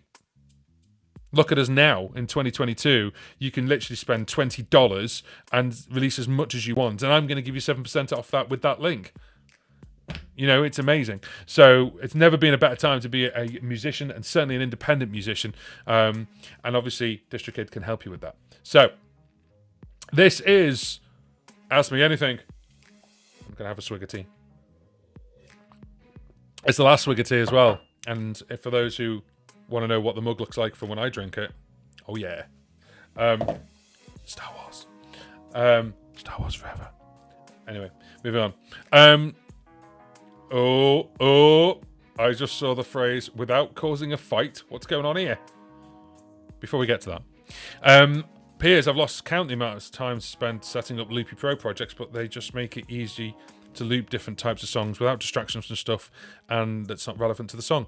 Absolutely, and that's exactly the same for whether you're using a software looper or a hardware looper. Now, with certainly the older hardware loopers, it was like, this pedal does this thing and that's it, the end of it. Now you can customize different memories to do different things with things like the 600, the head rush, you know, the 505, even the 500.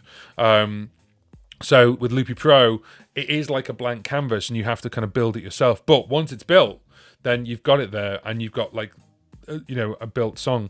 Really, really useful, and Loopy Pro is amazing. I'm not going to kind of diss what like software over hardware. I use both, and I use hardware mainly because it's carrying less gear around, and I like to carry it all in one flight case and done.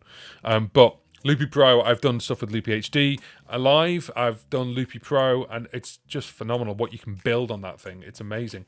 It's kind of like a Sim City for loopers.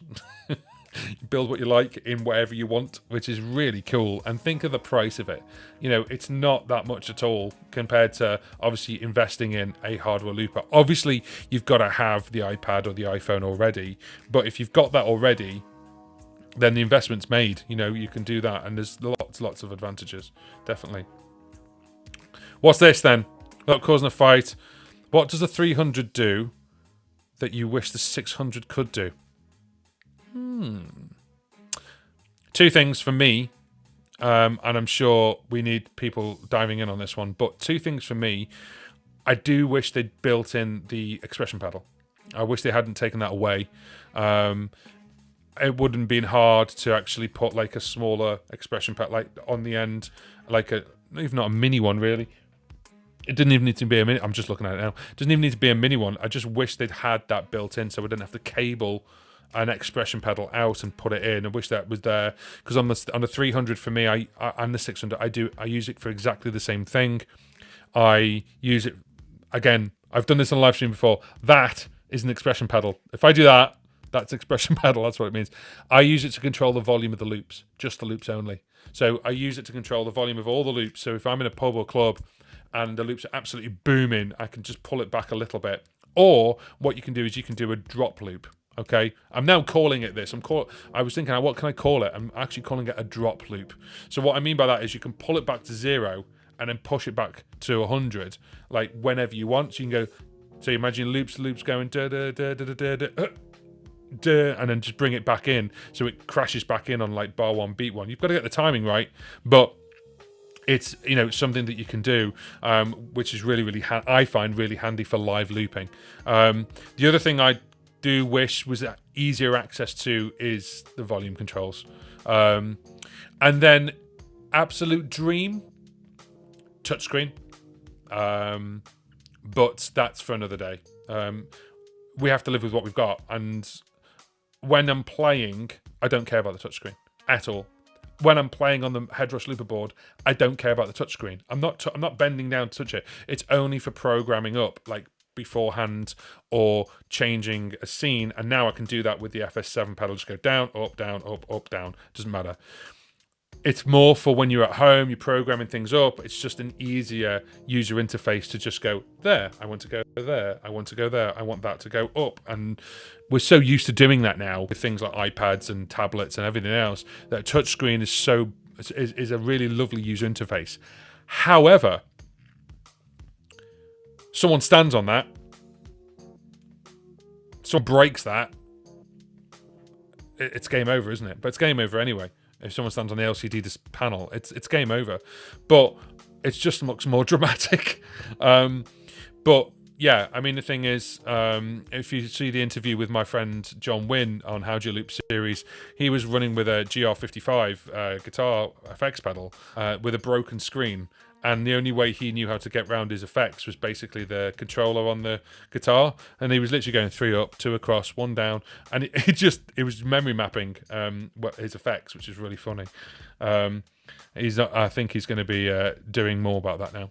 So yeah, so for me, there's 3 things. 2 of them could be really useful, but the third one obviously is just a pipe dream. They'd have put Boss have put a touchscreen on one of the Guitar Effects multiprocessors. One of the new ones. 100, is it the 100FX or the 100 ES, whatever it's called? So who knows? Maybe in the future. But for me, the expression pedal, obviously I had to put on, but also like the little fade, the little 3 fader controls on the 300. I do miss it. There's ways around it, but yeah, I miss that one. That's the one thing. Like I used to go, okay, moving down that bit, and without having to go tap, go move across, then use a dial. What I've done now is I've kind of done a version of that, but using the 4 silver control knobs. So 2 of them, when you get them out of the box, and I'm going to explain this in the Loop Station course, by the way. When you get them out of the box, there's one on one side for volume, one on one side for memory, and one on one side for master effects volume. But the other 2 are blank, and actually you can program all 4 of them up if you want to. So because I'm actually got memory on the FS6 and FS7 pedal, it's an FS7 pedal, memory up, memory down, I don't need that to be memory anymore.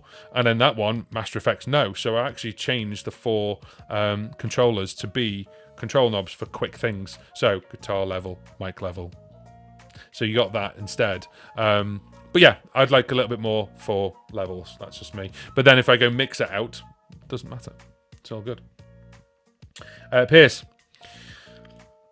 I bet some smart coder could write an iOS app that turns your iPad into a touchscreen via USB-C. Probably. Wouldn't be surprised. The other thing I would like to see is an updated version of, and this is just all Boss loopers, This is just me personally. This is my personal opinion.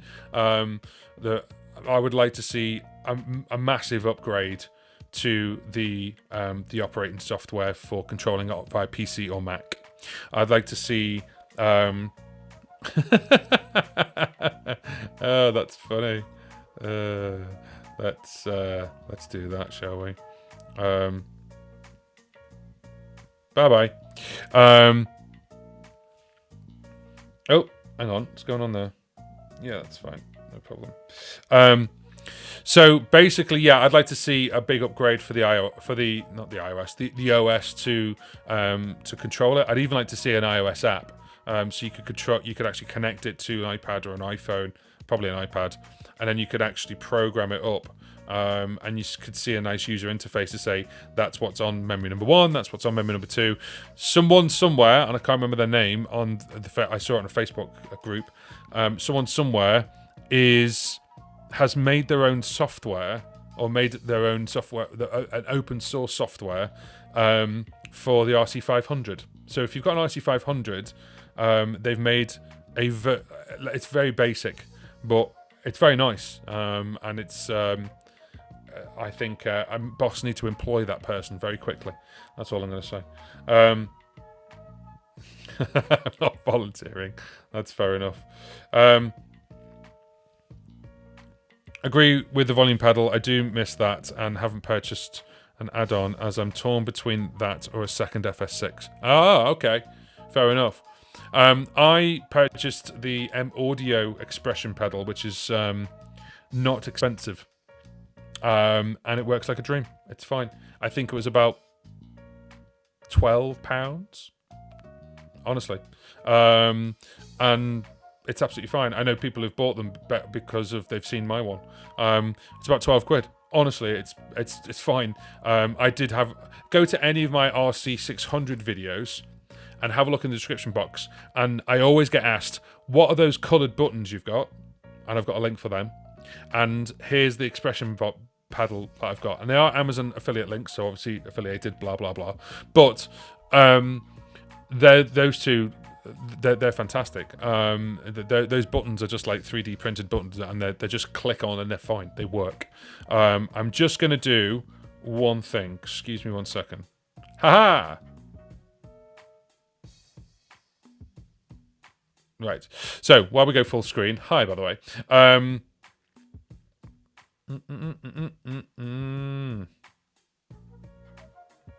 Interesting.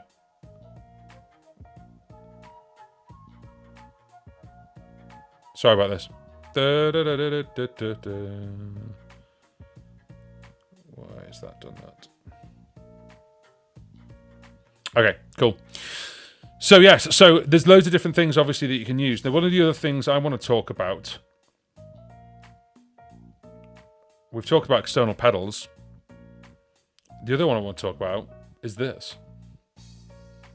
Now, obviously, we've been talking a little bit about BT boxing and everything else, but what about the idea of obviously using rhythms and drums? So obviously with the RC505, the head rush, you can import beats, and it's got its own beats built into it. So I think about 300 different samples that are loops, but it doesn't have its own like rhythm thing that you can change. What do people use? Do you use stuff that is on a CC, like, sorry, what do you use? Do you use stuff obviously like a rhythm controller, or do you use stuff that basically is a pre-made drum back pattern, or like me, do you actually do the boots and cats thing and obviously make your own? I'm starting to do a mixture of both. I've always done the boots and cats thing, and I've never called myself a beatboxer because I'm not. I still don't think I am, and I can get a pretty good sound because a beatboxer can keep that sound going for ages. I'll try and just do a small version and loop it, but there's loads there, definitely. But it depends on what you're using. Then also, what are you using for if you're using the rhythm section of a looper?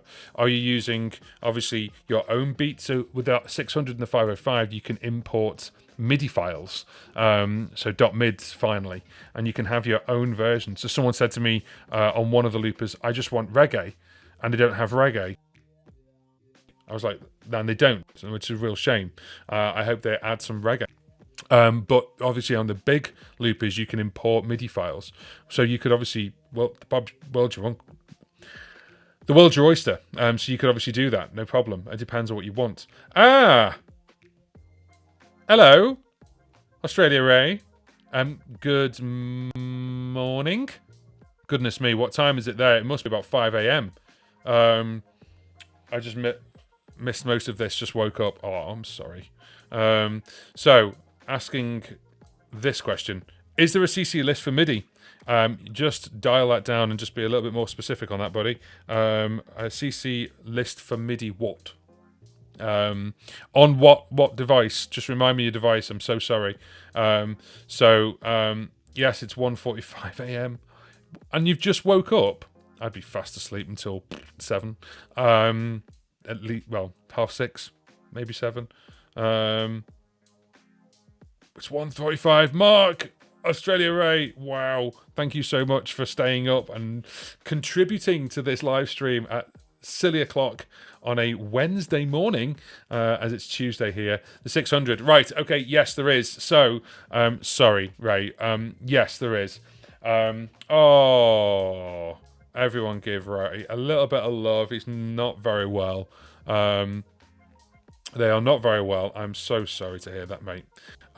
So to answer your question, is there a CC list for MIDI? Yes, there is. Sort of. There's with the 600. There's no. You can use the CC numbers, but it's up to you what you want that to be. So with previous pedals before, it was like CC number whatever does this job. Does that make sense? That doesn't happen with the 600. The 600 says, what CC number do you want that thing to do?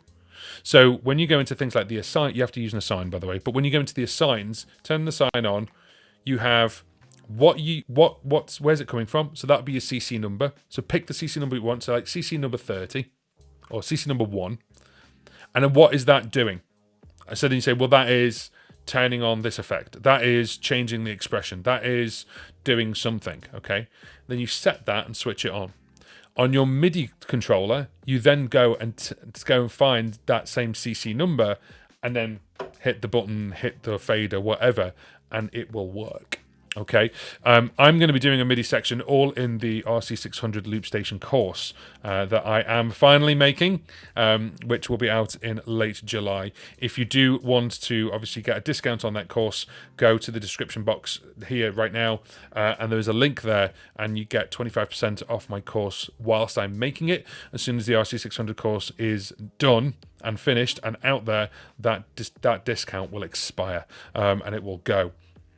I'm hoping that that full course will be out by late July, and there's going to be a lot of bonus content with it as well. There's going to be PDFs. I'm working quite hard on this. Yeah, I want it to be like a non-stop Bible. I've said that before, so there we go. Cool, thanks. That helps. Good. I'm glad it does. So the question basically is, first of all, as I said to you before, this is... ask me anything you like, and then we can do that, no problem at all. So ask me anything you like, and then of course this live stream is sponsored by our friends over at DistroKid as well. But yeah, ask me anything. You can obviously ask anything you want. Any new comments will now be displayed here,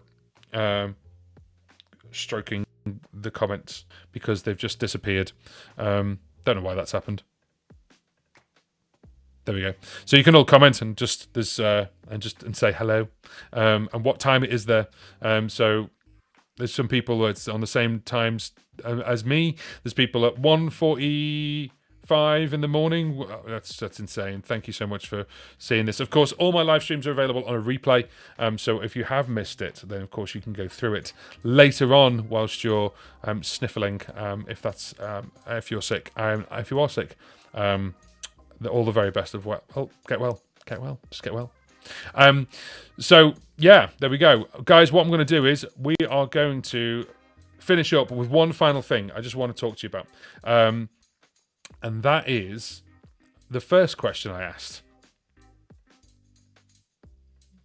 Oh, what have I done? There we go. So the first question I asked is floor, tabletop, or app. Now, the reason I'm asking this a second time is because I've come a bit of a crossroads, and for years I have used predominantly a floor pedal looper, and I probably will stick with a floor pedal looper. However, I'm going. Are you going to play us out? I'm not connected to any looper at the moment, but maybe I will. Maybe I'll just beatbox it on the way out because I'm not a beatboxer. This is not a How Do You Loop series. This is an Ask Me Anything series, so I haven't got anything connected today. Maybe I should have. But my question is, are you open to the fact that maybe you want a different looper? And Pierce, obviously, we've talked about, obviously, Loopy Pro, Mark, Floor, easy, cool. And, playing a guitar, playing a keyboard, playing, a saxophone, everything else, the instrument is going to probably dictate what you play or how you play, or how you loop, I should say. So it depends on what you want. Now, the funny thing is for me is while I'm looping, I've got a floor pedal looper, which is an RC600, but then I also want some control over the sound, as in the actual sound. So then that's going to go into a mixer, and then I've got a mixer by the side of me, okay? So with my hand. So, that's a bit loud, turn that down. That makes sense. The other way around it is something like the RC505 Mark II, which is a tabletop looper and already has the faders, so I can mix it automatically, but then I can't record. I can do the auto thing, but I never do that. So then I'm going to need a floor pedal to then control the 505 Mark II. So is it a case of maybe the perfect setup could be both? Whether you're using an app, then if you're using an app, Pierce, you can dive in on this. You're using Loopy Pro, but then are you using a floor pedal MIDI controller to control that as well? So it depends on what you want. But the pedal element for playing and obviously freeing up your hands is perfect. Of course, you're just using your feet.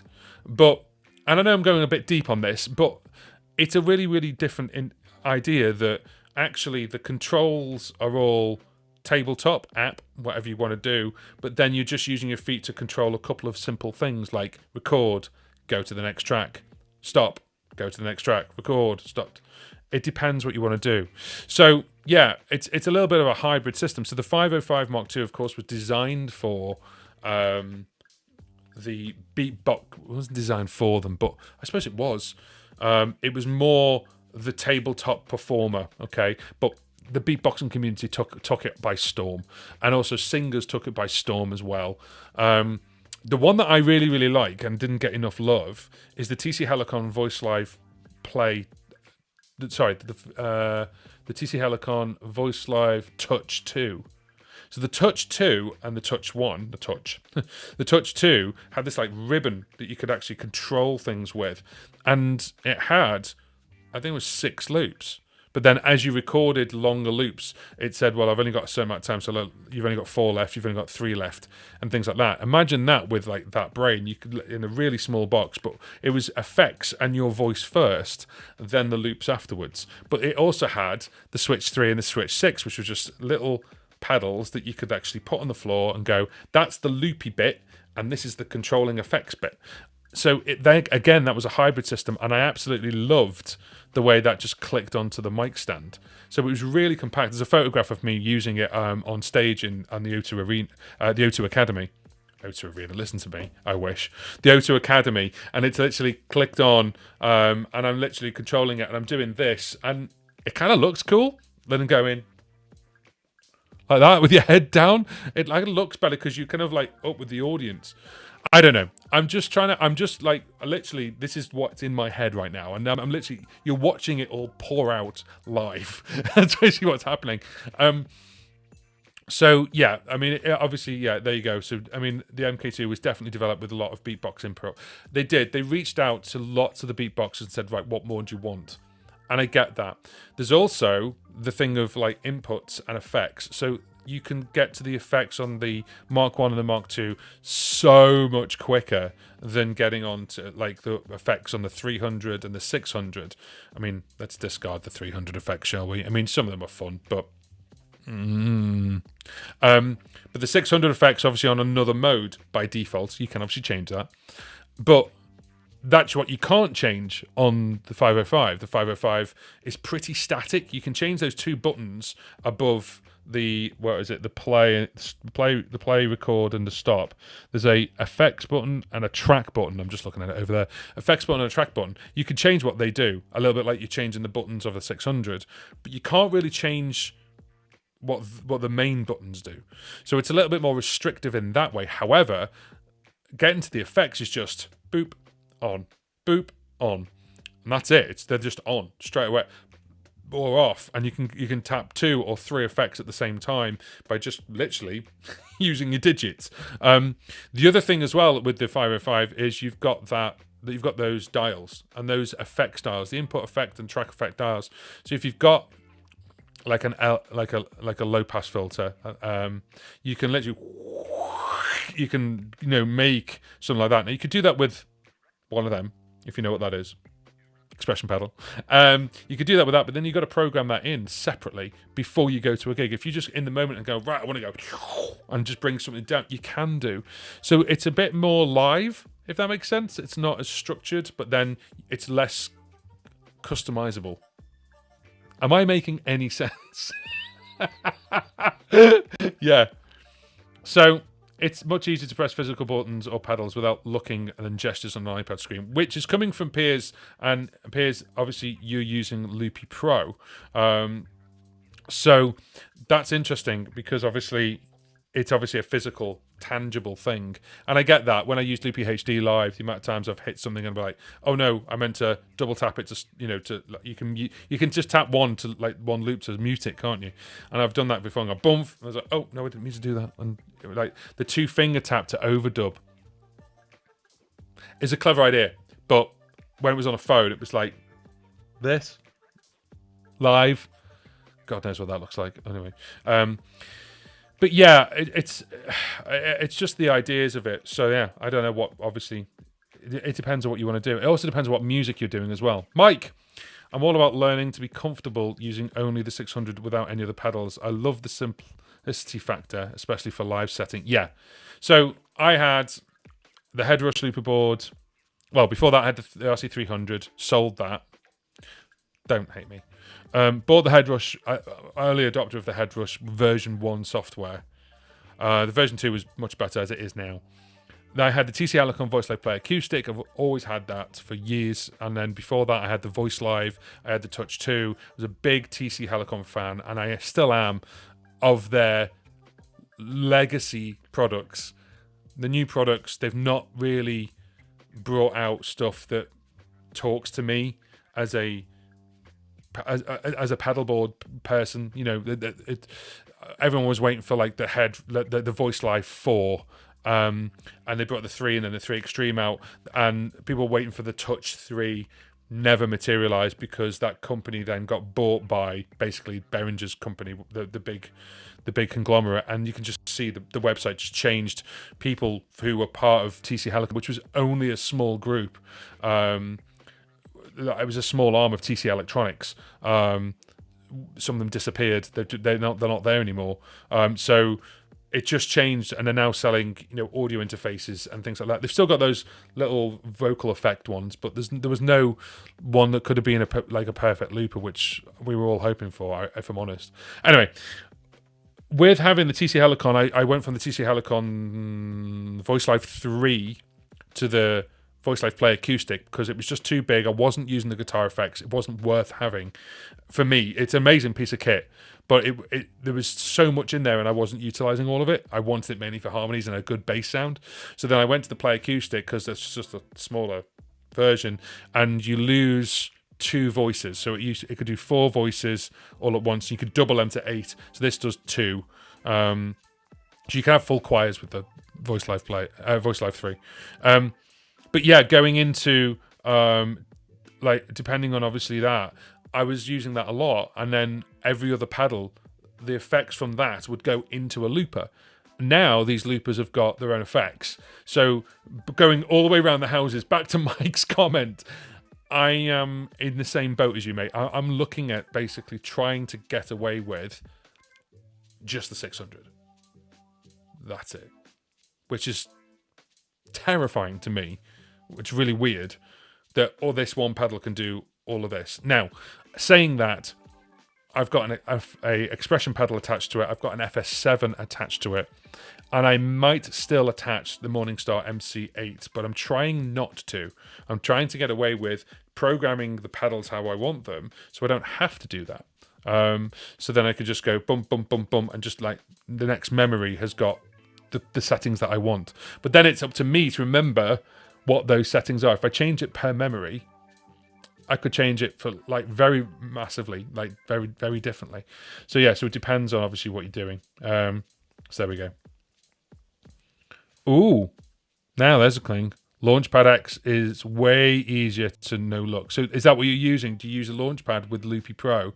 I use the APC 40. There was one going real cheap, and I was just like, oh, I'll get it. The APC 40 is quite good because that was pre-programmed with Loopy Pro, so it actually just worked. I didn't have to program anything. Mike, who makes Loopy Pro, worked with dub effects, and that was one of the ones that worked really, really well. It was really good. So there we go. Oh, sorry, Piers. There we go. Generally, I'm always overdubbing, so I reverse signal and double finger tap. And stick quite a lot of stuff on swipes as well, and that's it. That's a different gesture. That's a gesture just no one with a pedal is going to be used to. That maybe for 505 swiping, that's a completely different thing. Absolutely. Other 505 for you, Piers, you can still get a great foot switch. Yeah, you can, and it does have foot switch control for the FS5, 6, and 7, and MIDI as well. So you could do it that way as well. Where are you, Mark? I'm in Newcastle, Australia. There we go. 505's tempting, but cash is tight. Fair enough. I'm doing a couple of things with Loopy that doesn't seem to be possible on the 505. That's interesting. Mark, thanks, JP. You're welcome. I'll watch the remainder in the morning. Well, sleep well, my friend. I hope you're all right. Launchpad was supported out the box. Oh, was it really? Yeah, that's cool. As I say, the APC 40 was, and you had different colours, which is really, really good, and you could program that up, which just worked. I was really impressed with that. It was really good. But right now, it's kind of buggy for what I'm trying to do with it. Yeah, I believe you said there was an update that's kind of like half killed it. I hope they get that sorted. So guys, this is the live stream, which is Ask Me Anything. And we're also sponsored, and this is sponsored by our friends over at DistroKid, hence the t-shirt, which is a music distribution company. And obviously with that link that's at the bottom there, I've said it a couple of times now, you can actually get 7% off your first annual membership if you join DistroKid with my link. And they are a music distribution company, so if you give your music to them, they push it out to all the different places like Apple Music and Spotify and all the majors, as well as things like social media. So if you want to use your music in your reels, you can do on Instagram or on Facebook or on TikTok even. So you can actually use them on there as well. So with that link, oh, sorry, I didn't mean to click that off. With that link, then obviously you get 7% off your first annual membership. And the annual membership starts at $19.99. So have a look at that. There we go.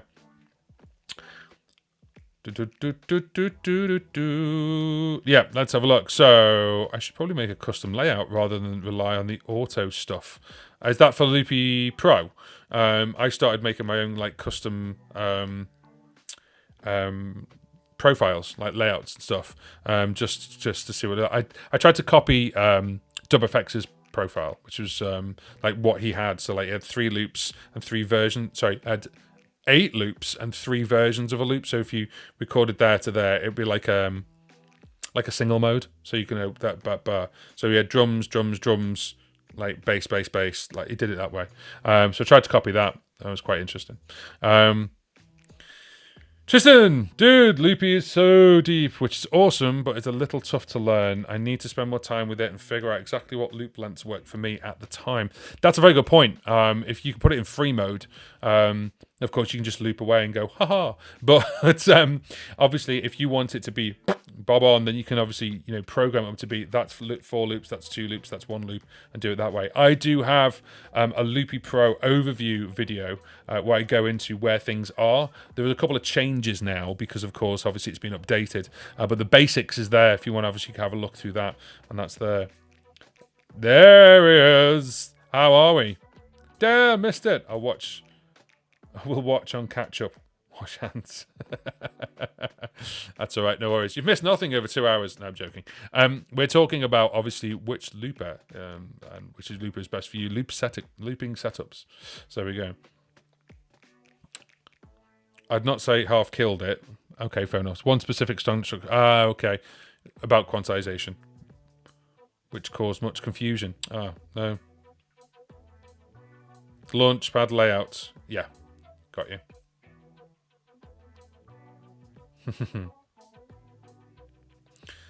Got this was on. We'll watch on the catch up later. That's fine. Absolutely not a problem. It's all good.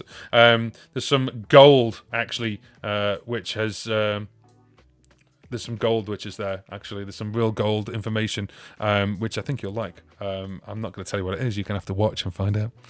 There we go. As soon as the fix lands, I'm making a walkthrough video of how to use it singing folk songs and chorus harmonies. Pierce, let me know when that happens. And yeah, that sounds really, really interesting. Angus, oh my god, send the kids off to school and you're still here. I am, but we are gonna wind up in a little while because as you're sending the kids off to school, I've got obviously the evening, and it's going to come up to about 5 p.m. here, and then we'll have a look. So we go. DistroKid question: if I have a DistroKid account already, can you get me 7% back still? Just kidding.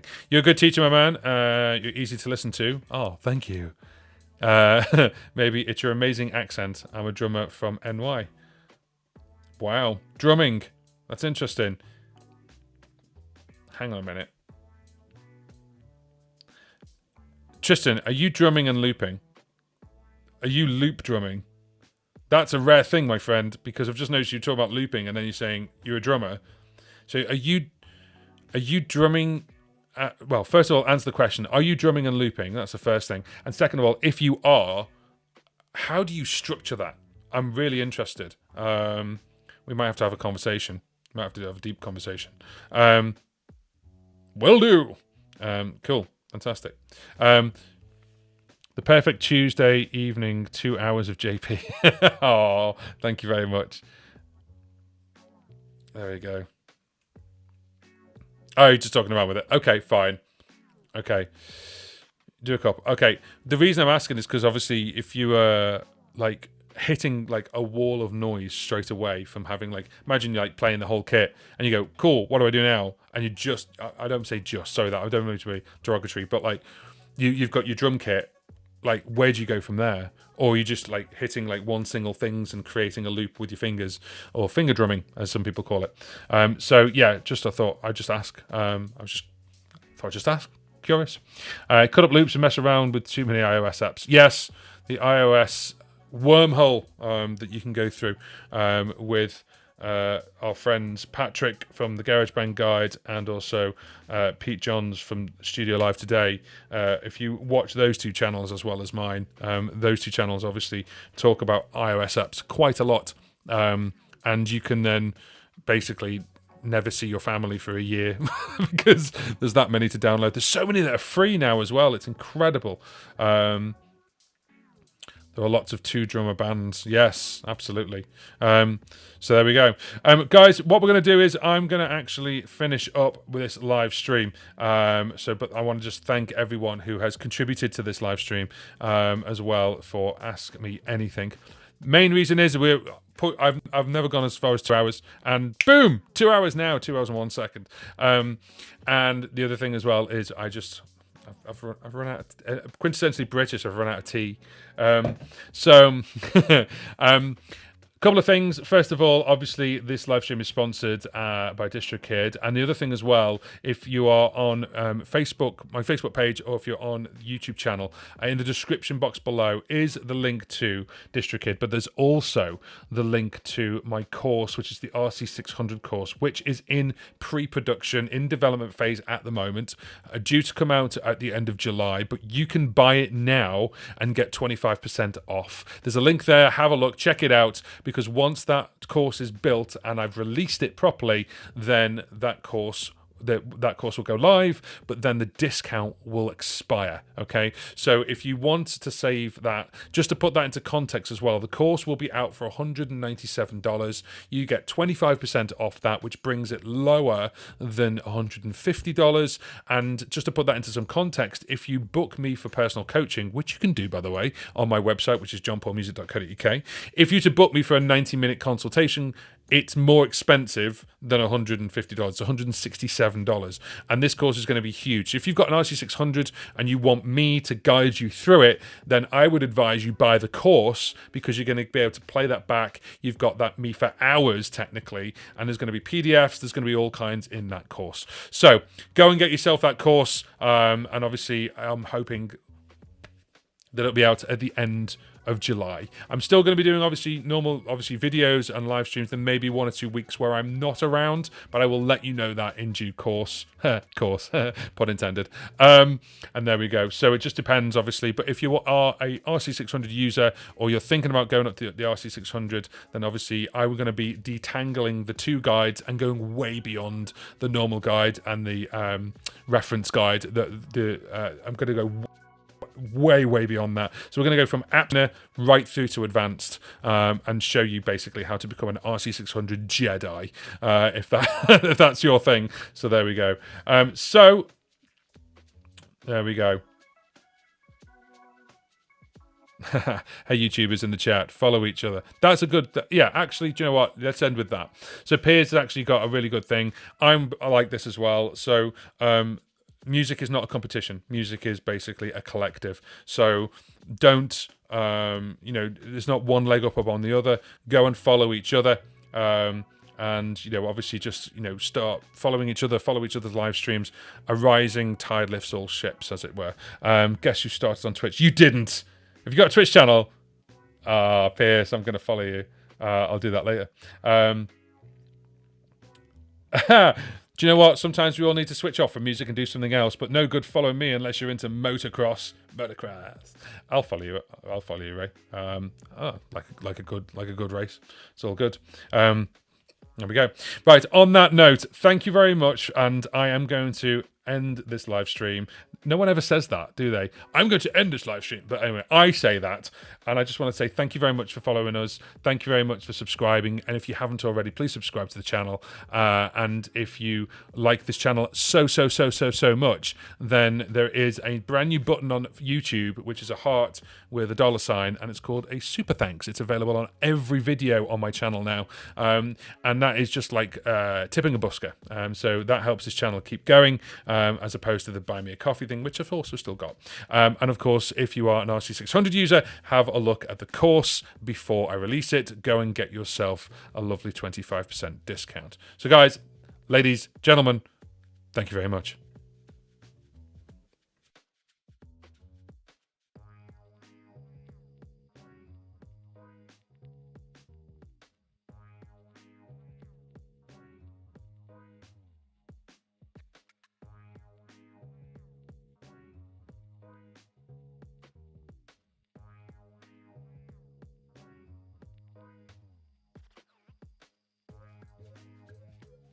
Bow, bow, bow, bow, bow. That was me singing you out, by the way, because I haven't got a loop station with me. Sorry about that.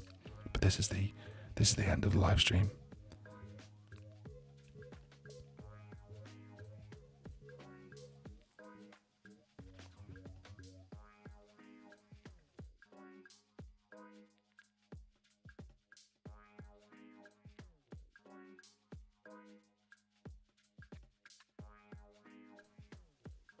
It's over.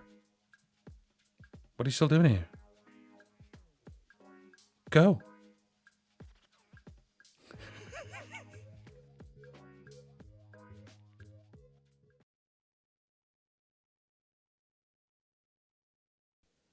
Go watch some live music.